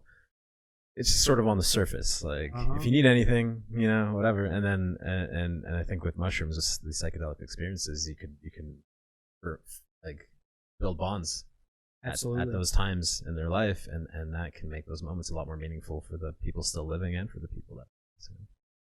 And I think that will be pretty standard at some point. I don't know if it'll be standard, but it's definitely a lot.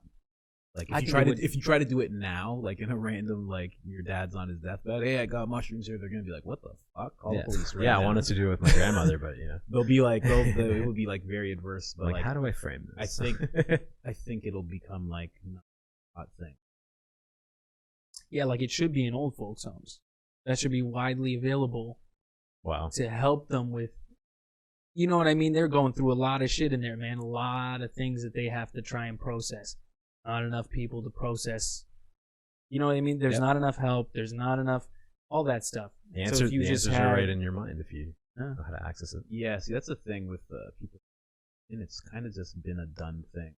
We'll do it. Like, it's just take mushroom for them, and then you drink it, and then go into the ritual. Okay. Just go in there. Like, my uncle talks about that all the time. He's like, I used to brew up some mushrooms. Find them everywhere. Yeah, this is almost like exclusively a Western culture. Yeah. Like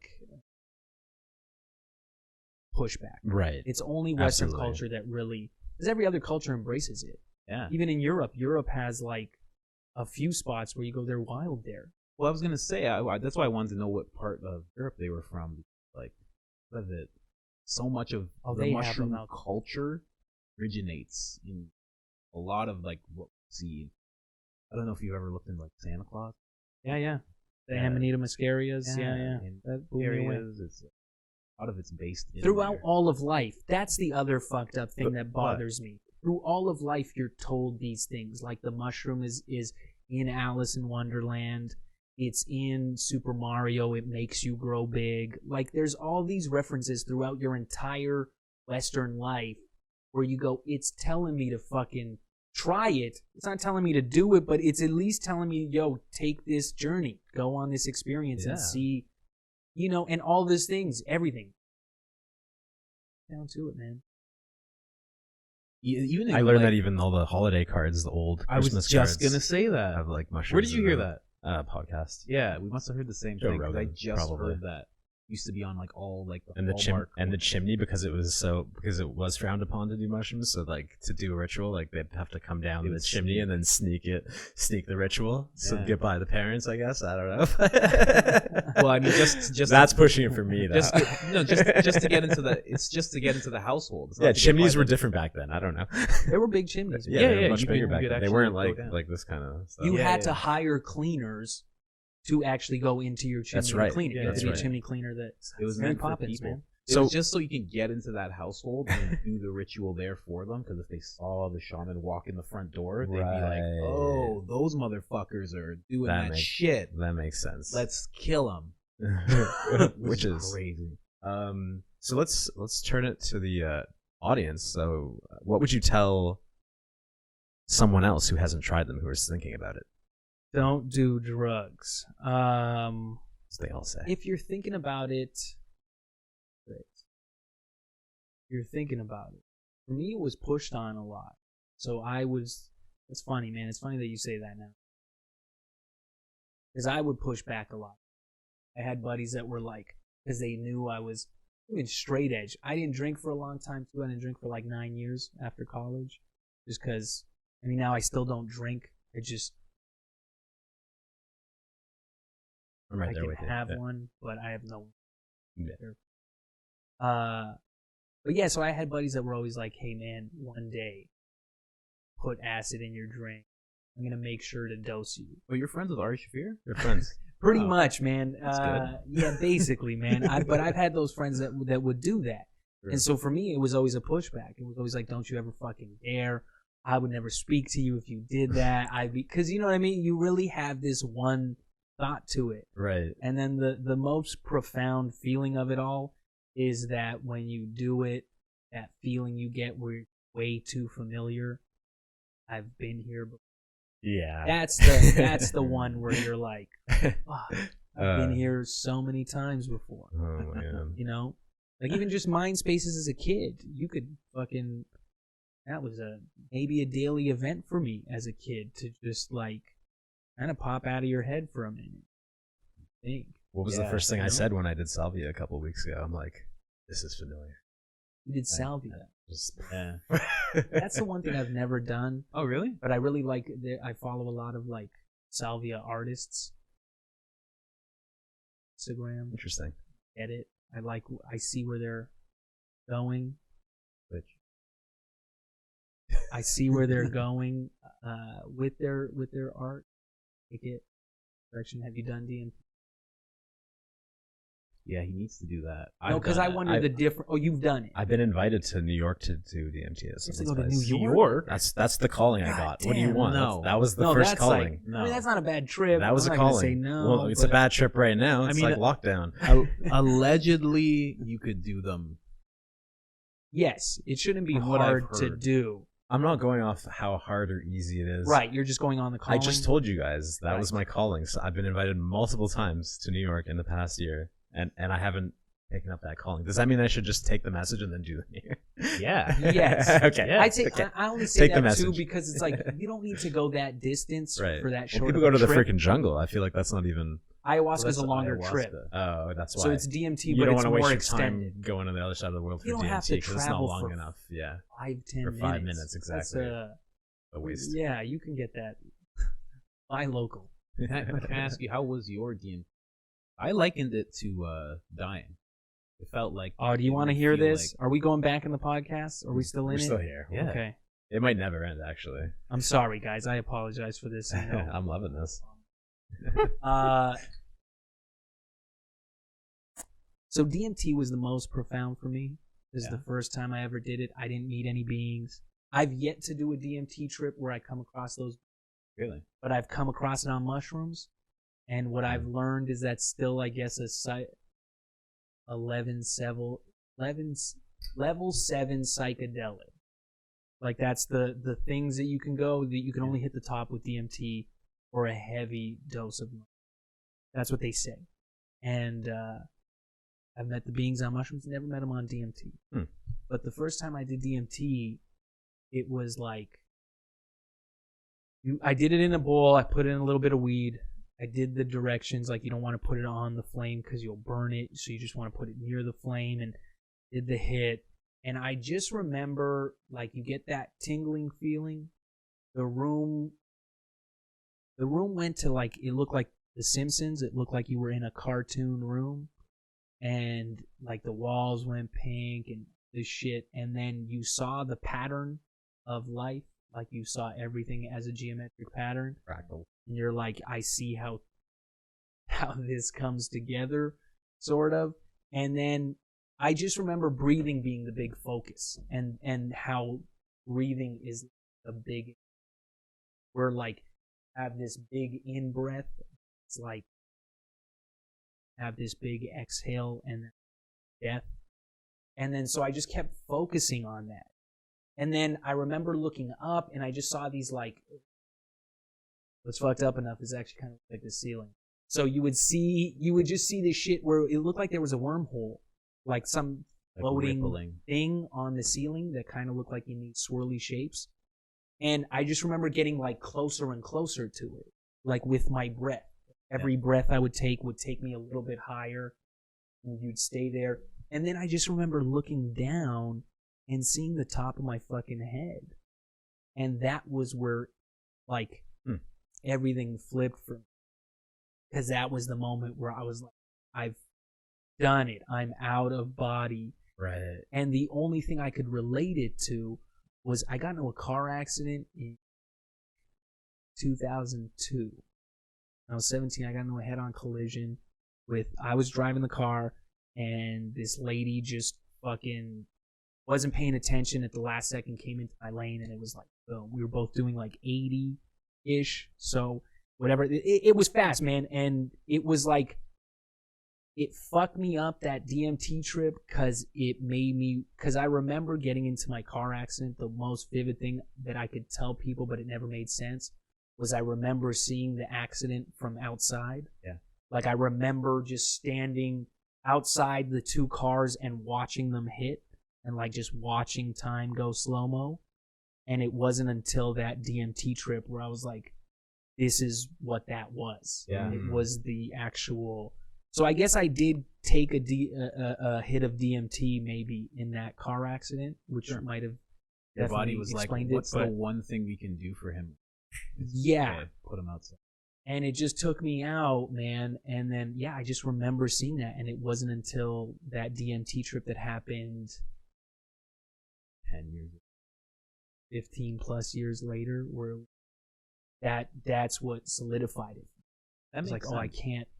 But it made no sense at the time. Like, Well, you know what I mean? When I did it, or not when I did it, when I got in the car accident, like I remember talking to people and I'm like, man, I remember seeing the accident happen. They're like, oh yeah, you were in it, blah, blah.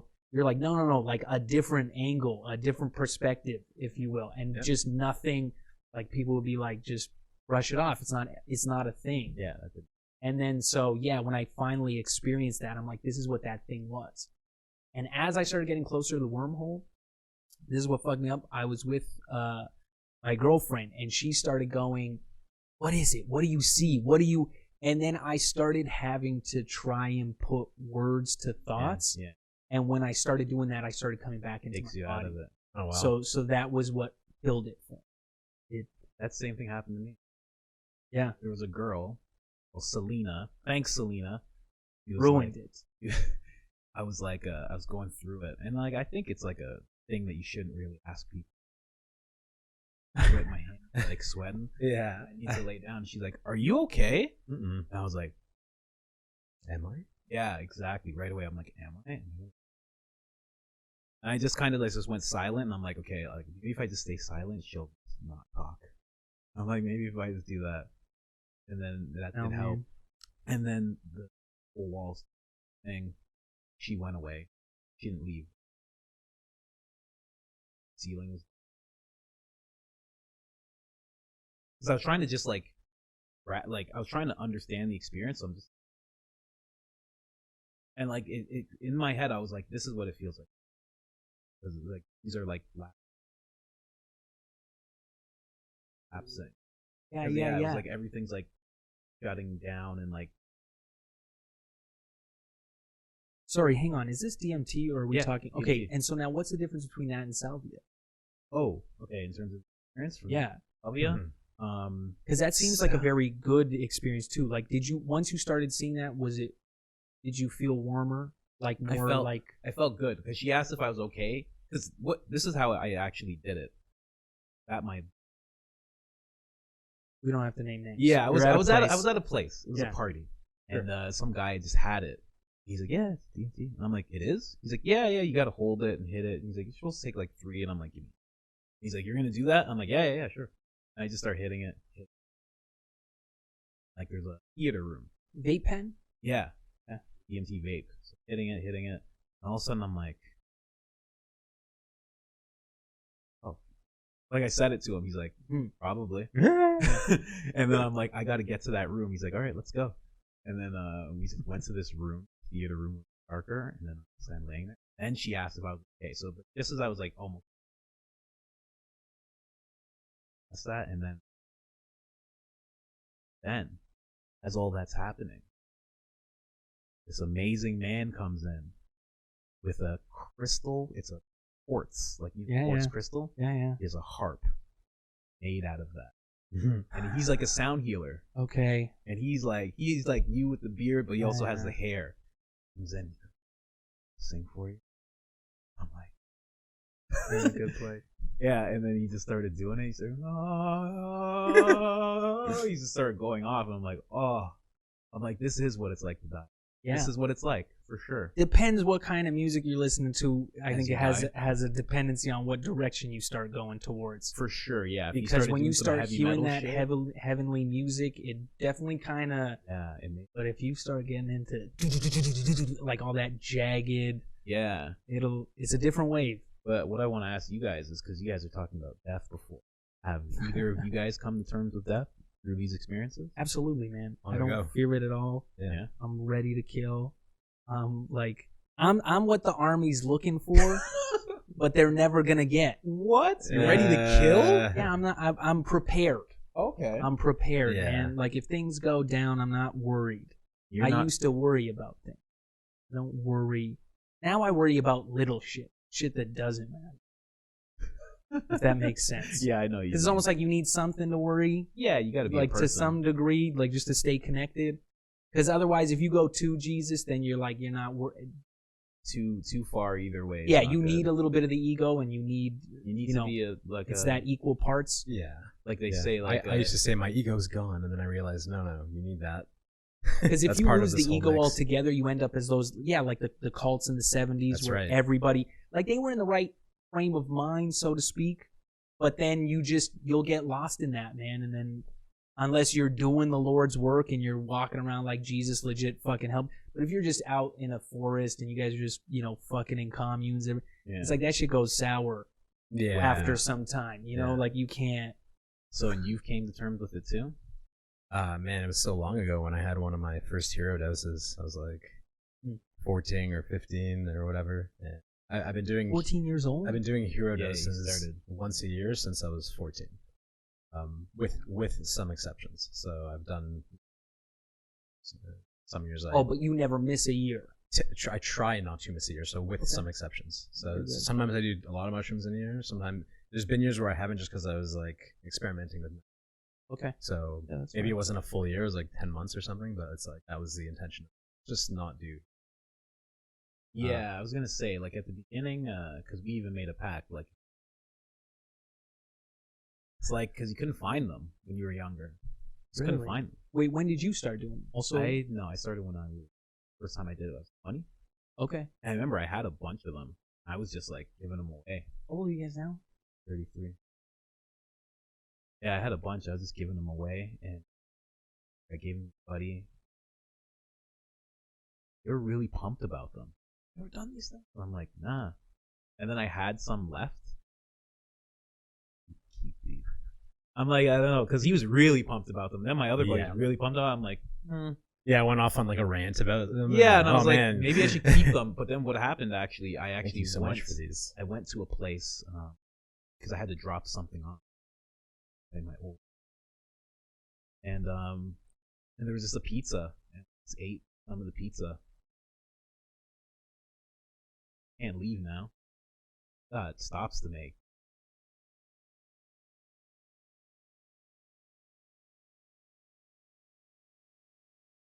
But I was ready for it. I mean, that's why it happened. Has to be why. I suppose, yeah. I believe heavily in your guides and something like that. Why is an animal any different than a mushroom? We are descendants of mushrooms. Did you know that? Oh yeah, I got my buddy, another comedian, Gyrie, Dan Gyrie. Oh yeah. Okay, so he's got this great theory, or you guys should even. He's got this whole fucking idea. Yeah, I'll tell him, man. You got to word of mouth. Got That's this how we work. Whole, I'll let him know 100%. He's got this idea. I'll not give it all away, but that mushrooms are actually the aliens that came from outer space. Yeah. But the way he breaks it down, because even he talks about like decomposers. I don't know if this has already been said, but like the way that decomposers came to the world. Okay. They didn't exist at one point. Huh. So mushrooms didn't. Right. So it wasn't until, like, because trees were just petrified and they would stay, it wasn't until decomposers showed up, which they say is apparently like mushroom. They are, yeah. And mushrooms are the great decomposers of our planet. Yeah. And so that was what came and gave us all this. I wasn't under the understanding that it like came, but that makes sense to me. But because apparently a spore is the only thing. Yeah, the spore is the only thing that could like survive in outer space. In outer space, yeah. Yeah, one of the only things. They say it was on something that impacted the. Yeah, like an asteroid. Yeah. Or a spaceship. I always like attributed that to psychedelics, but I guess it makes sense that the rest of the mushroom kingdom hitched a ride as well. You know what? Can't overlook that. They could easily be alien technology.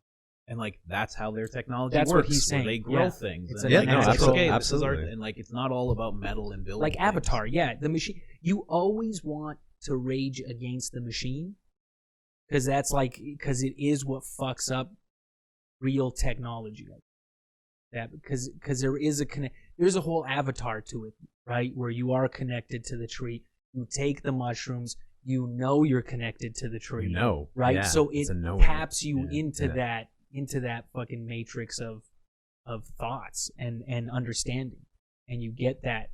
I think it's all frequency. You get that frequency of the other things. Definitely. You know, like the trees. You know how they just said it now. The trees can communicate with each other. Well, how they do that is through the mycelium, the roots of the mushrooms. Right. Yeah. And the way they do it, the communication is still done through something. Like it's done through a vibration. Right. Something. And so that vibration is really just like the sound of it all. You have the resonance of the earth, like the earth sings a certain song at a certain frequency. Like everything's this big sound effect. True. I like that. Yeah, I get that. I'm so.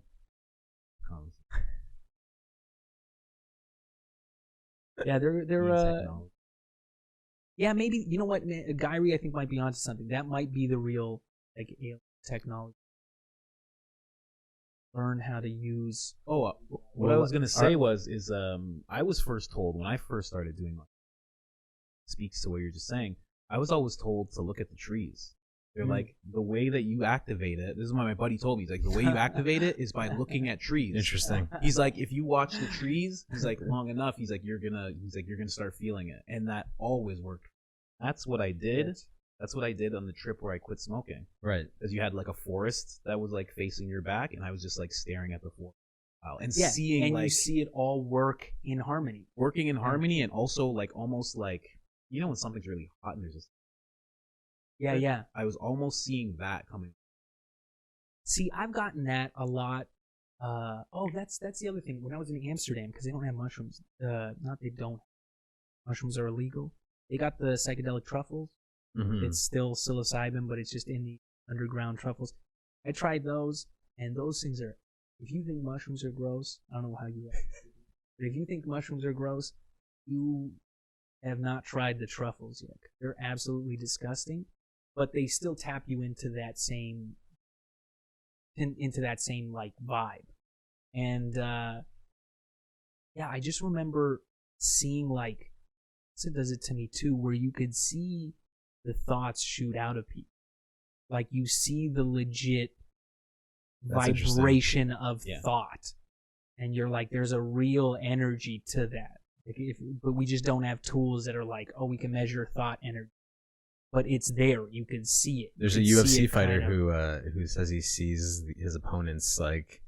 That's Bruce Lee shit, man. Yeah. When you're slow enough to, and then you see this. The only machine that we have is the human body, right? Like it has a certain tick to it. It's like a car. It's got a heartbeat. It's got everything. So then the soul would just really be what steers it. Like if you're like that Men in Black.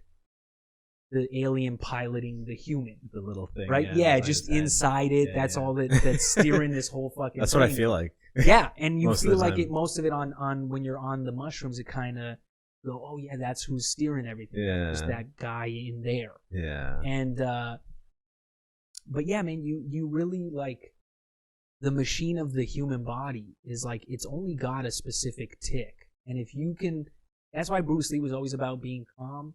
Because if you could slow your mind to that point, you could see it's the Matrix. You could see the things coming at you in slow motion, just like with everything. Ease. Right. Just move around it. Because you're just like, it doesn't. You ever like drop something off the table and it's like halfway to the floor, but you catch it? Yeah. Like shit like that. In fighting, it's like you see it. You dip out of time for a second. In fighting, it's called telegraphing. People telegraph it, and everything's telegraphed. Like you can tell where I'm going if I start doing. Yeah. You can see it if I do. Yeah. But if your mind's trained enough, you can tell I'm about to do this just by like me just going like that. Yeah, like, you're playing chess. You're playing chess. Yeah. Oh, like everything's telegraphed. It's just, yeah, absolutely. Yes, but it only happens when you're calm. Because if you run too fast, like if your mind's racing, that would be too hard. And you can almost see the dudes whose minds are racing. You know, it comes down to like that mental jujitsu of, hey, how do you approach? You see someone if they have a tick, like they come and they're trying to talk to you and the whole room is shaking. Yeah. And I felt that once on a trip where that's where I learned about like vibration, where some dude was like, I was just getting this weird feeling. Yeah. And it was because I wasn't paying attention. This dude had his like leg just like, I could feel that jitter. Yeah. And then I started getting his jitter. And I'm like, man, I don't feel this way, but I feel it. You know, and now I'm adapting to like my mind is racing in that guy's pace. Just like the trees, we sort of communicate with each other. And the trees know how to fucking take deep breaths. Yeah. They know how to slow it right down. That's right. So it's like they flip the script on breathing. That's how slow they do it. I love that. Flipping the script on breathing. Man, what other stories do you have about? Do you have any that stand out to you? Oh man, I've done so much of it. It's like, oh, Just in the last 2 years, you went on a tirade. Yeah, it's so weird that like I've had so many hero doses, but I can only point out like I mean, I have they all stand out, but then it's also like, how much time do we have? Right. Right? Because a lot of the profound, like a lot of the profoundness. yeah. Profane? No, it's No, not it's profane. totally That's like different. swear words. Yeah, I know. That's what it threw me off. Profound. Yeah, all the profoundness that you get from it, it's like a lot of it, I think, again, now that you mentioned the shadow work, I think a lot of that has to do with that, where you can open up to it, but, we're going to do, every single one is important. Can't not have, they're all, like, different, too. Like, I've done ones where, during a show, like, I'll do stand-up, take a little bit. It's like, those are some of my best Well, let's talk moments on stage. Let's talk right? negative. What's your worst experience on mushroom? Brings to a dark place. I don't. You know what, man? I try not to go dark with it because I do feel like it is very, very much like that Star Wars Jedi Force, right? Because if you give into the darkness, then it will go into that. But there's a way to kind of, I don't know, man. I do make sure that I'm around good people. Like my bad trips are just like me almost not being able to keep my shit together. Well, Like, think less things are bad too trip and melty. more like we talk about how trips are like waves, right? Yes. We get the perspective. Yeah. Give me a bad moment, like a moment where you were kind of felt like you were losing control, but then you got through it. Well, it doesn't attribute to the entire trip, but it's just a moment.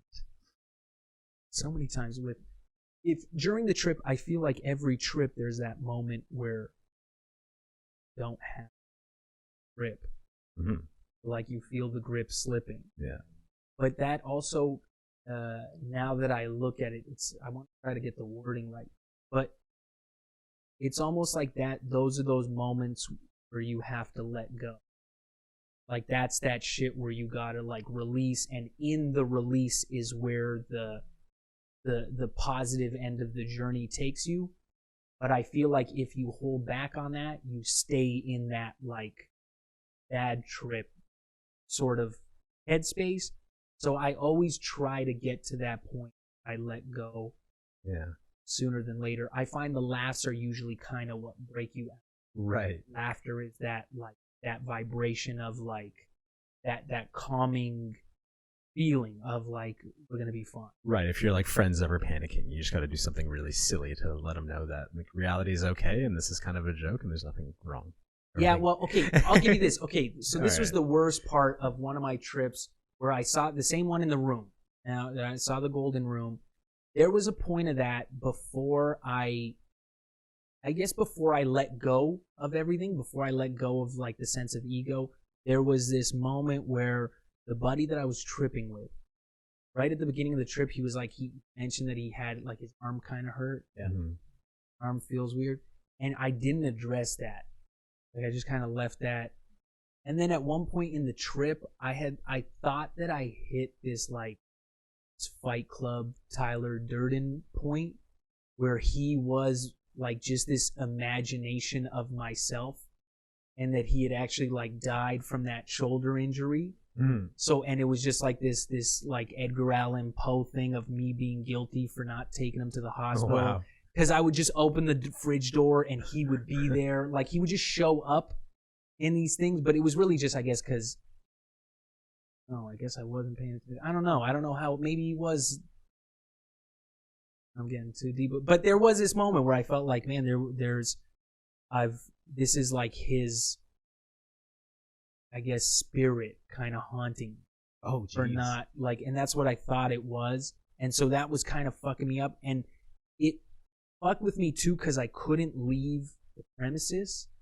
Like anytime I would try to leave, I would just like the way that the loop was going, you would just like open the door and close it again, Right. and then you're like, you're still stuck in this fucking room. So Right. it felt like there was nothing outside of this room. Right. Like life didn't exist outside of yeah, this. I've been there before. So it was very, and again, man, this is what I like about like DMT and even throwing DMT in a joint or something. Mhm. It kind of gets you like from point A to point B a lot quicker. So there's not this entire night of like going, is this fucking box all I'm trapped in? Rather, that whole like learning moment is really just like a 3-minute, back and forth of like, there's more to all of it. There's some shit going. Yeah. that we can't It's like there's see. a reason you're in a loop right now because you didn't learn it.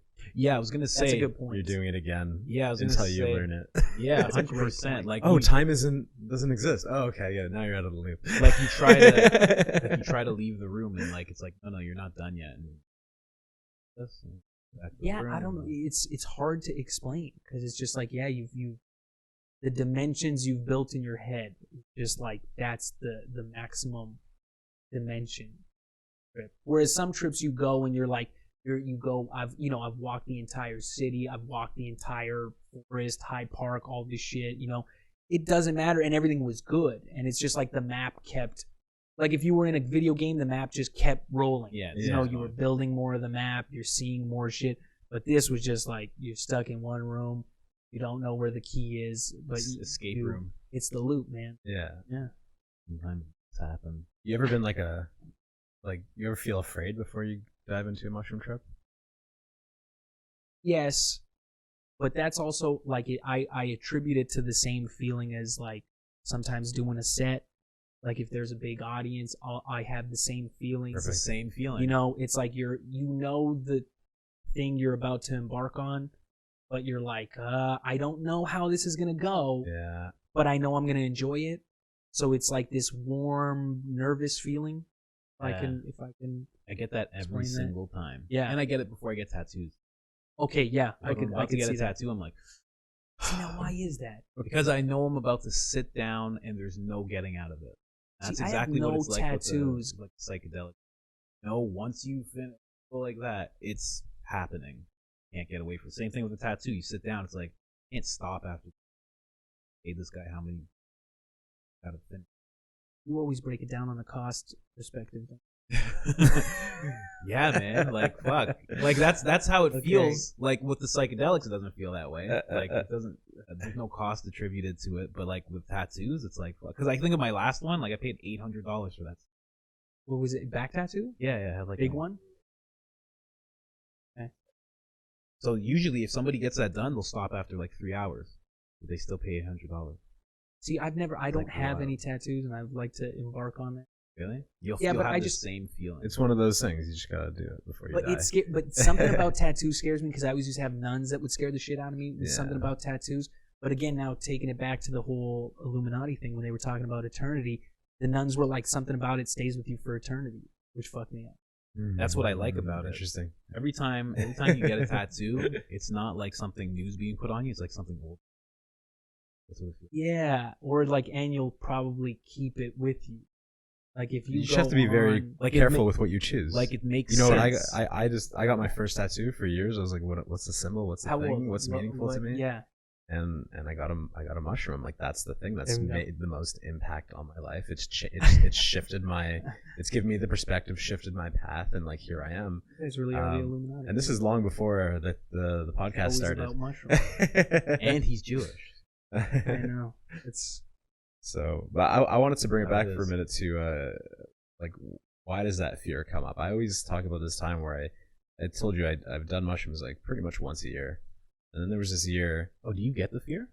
You always get the fear. So there was Oh. this year where it was beyond the fear. I would always But wait a ignore minute. the fear, like again, you said. words are important. So are we saying fear or are we saying nervousness? Like, are you afraid of the That's what I'm mushroom? getting at. Okay. So I'm not afraid of the mushroom. That's the whole point. I've had many good experiences, very few negative Yeah. experiences, no bad experiences, all teaching moments. I tell people about it. Like, I love the mushroom, right? So, and like, I'm like due for it. That's my mindset. It's like, I'm due for it. And then I'd get to it and I'd have all the time, no responsibilities, fresh minded, set and setting. and then I won't do it. Yeah. And then something would stop me, and this would be for a year where I'm like, I can't do it, and I want to do it, and like the settings there, everything, all the right pieces, the perfect storm of like, of course you would do that. Makes perfect sense. What was stopping me? It wasn't a fear like you were trying to get at. It was more, for me, it's the ego. The ego likes being in control. And let's say you've had a little bit of success in your life, and you're in a place that is beyond your expectations of where you thought you might be. You don't want to like ruin all that, right? Your ego is now driving, so to speak, or it could be, depending on what happens. So then when you go to do mushrooms, what do mushrooms do? They dissolve the ego. Yeah. Completely. And the ego knows, especially if it's had this experience before, it knows. It knows it dissolves the ego. It doesn't want to jump into that endeavor because then it's not in control anymore. And I'm not sure. I haven't been able to pinpoint it, but that's sort of the best explanation I've been able to get is my ego is driving, and this is the thing that stopped me a dozen times from picking up a handful and doing a hero does. Like the way that you put a cat in a bathtub. It doesn't want to get in there. Like it just it knows like, the feeling of water. Yeah, it doesn't agree with it, and it's. And I'm just like, nope. Interesting. And no one was there to force me, and so it didn't happen. If I was the cat, I would be, in the bathtub. That's why. This is also why I recommend it to people, because I do feel like there's an element to all the psychedelics that is self-regulating. Yeah. One way or the other. Right. Whether it's in a cosmic sense where you just won't be able to have a good source of it or something like that, won't be able to find it or get it, or on the much smaller scale, because I did that with LSD, where I made a vow to do it every week for a year. And I got, that's like going to church. I was like, I'm going to make this my Sunday, take my mind to these higher places and try to really dive into this thing. And I only got like a few weeks in. Because I started dabbling with the dose. So I started with 1 tab. And I was like, next week, I was like, you know what, I'm going to do 2 tabs. And every tab you're increasing is like just this extra profound level of fucked up. Yeah, thought that you develop. Right? So it wasn't until like I did 3 tabs one week. And I didn't tell anybody. Mm-hmm. I was just like, this is just going to be my day and whatever. And girlfriend showed up and she had a day plan. I had was not expecting it. And this was, I guess, even a way where like the drug spanks you.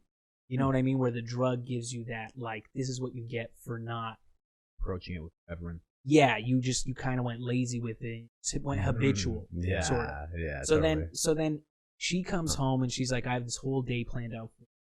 She goes, we're gonna join this philosophy course. Okay. And she's like, it's this, this open house school. So we go to this philosophy course, and then she's like, we're also going to do a group meditation after some different place. So I go, and I'm fine, dude. I didn't tell anybody. I was like, I'm not going to reveal this because I want to see also if I am able to keep my shit together. Yeah. And this was the hero dose for me on LSD. Right. And it was like, so I get into this philosophy class, this giant fucking Persian rug, and that was like, I looked down and the fucking, just a flying carpet, and you're like, fuck, man, this is where it's happening. And so I was like trying to keep it together, and the teacher's talking, and he goes like, I'm going to play this, he starts going into like Plato's cave theory, and it's very like, dude, there's that party where you're like, is this the trip? Like, am I just totally tripping, or is this?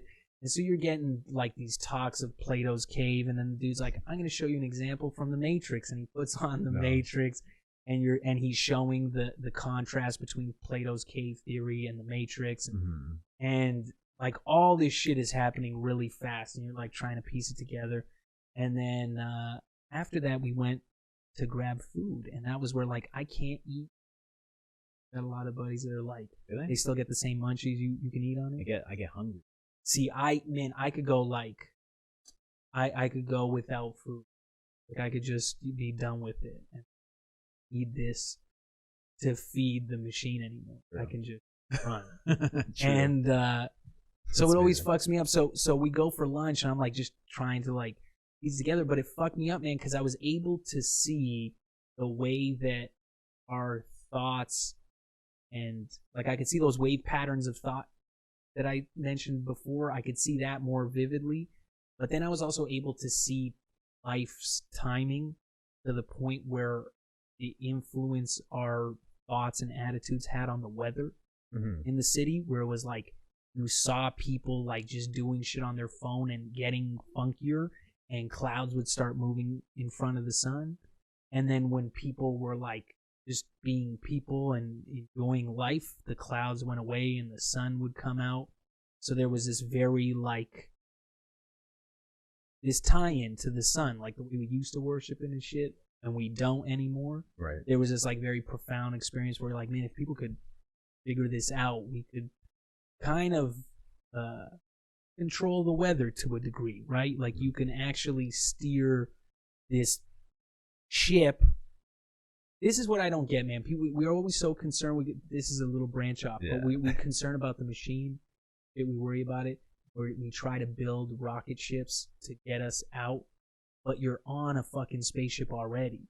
Could be. Like Alan Watts has talked about this in books where he's like, you can steer this. I've been listening to a lot of Alan Watts. Yeah, like there's a way, and it's true, man. You can steer this. You're on a fucking thing that's in the middle of space. It's like, there's no reason that you can't just take this and show up to another planet.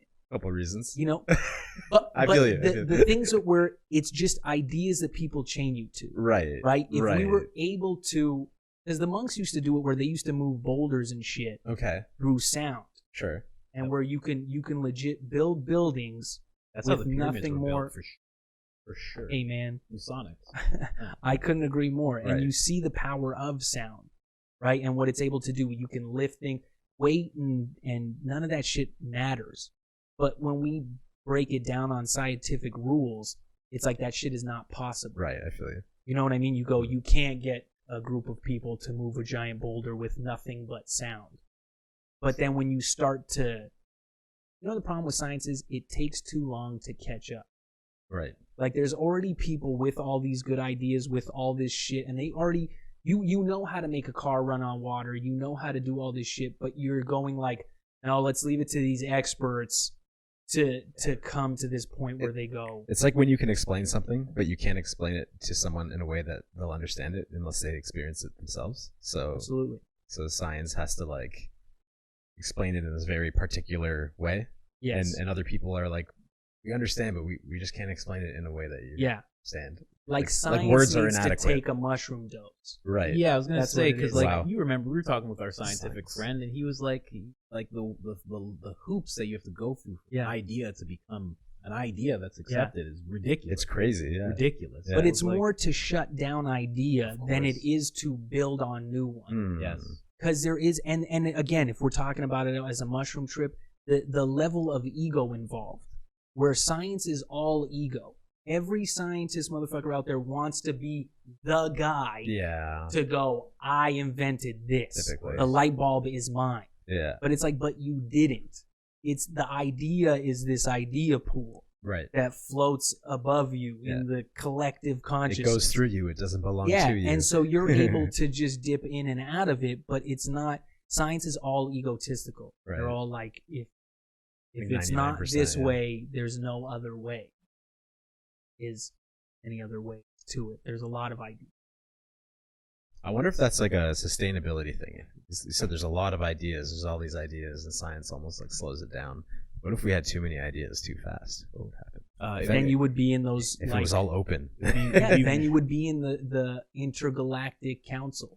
Oh, yeah. You know what I mean? You would have It'd be you wouldn't worldwide have Wakanda. poverty. Yeah, you wouldn't Wakanda have everywhere. poverty. You wouldn't have because you don't need that stuff, man. That's like this dumb game we play of like getting people to play certain roles. Mm. You know, where you get them, you go keep thinking poor, and you'll keep being poor. But it's a hard thing to say. Again, that idea, right? Like you can't tell a person just stop acting poor. Yeah. if Right, they're in they'll it. fight you for it, but there is this level of It's true. no, but really, there is this had level of those like fights. if you keep no, but everyone, man, you keep shopping at the dollar store, you know, and you go, well, I'm never gonna get anything better than the dollar store. Like, you know what I mean? My spatula is always gonna be a dollar store spatula. Yeah. So when it snaps, and you go, this is life. It's fucking picking on me. I can't take this shit. Well, you should have just bought a better spatula. Treated yourself a little bit better. I know it sounds fucking crazy, but you go, but if you just bought something and you go, then the spatula never breaks. Right. Then that little fit that you have never has to happen. Yeah. How much right? money did you save there? How much, and not money, but whatever it is that you're trying to save. Yeah. And then, but in the end of it all, too, how much money did you really save? Also, when you have to buy the same fucking spatula 80 times, you go, you could have spent $14 on a good spatula. You spent $85 on 16 of them. You know, like it's such a. I learned that lesson really early. Me and my buddy were going out for like dinners, like too much. We had an abundance of money. Dinners? Yeah, just like in high school. Like we're high school kids, like 3 days a week, just going like Korean barbecue, bro, whatever. Yeah. And we're driving out there, and one day after like probably a couple months or so of doing this, I'm like, bro, this isn't sustainable. Like we can't be doing these dinners all the time. And he's like, man, you can't think like that.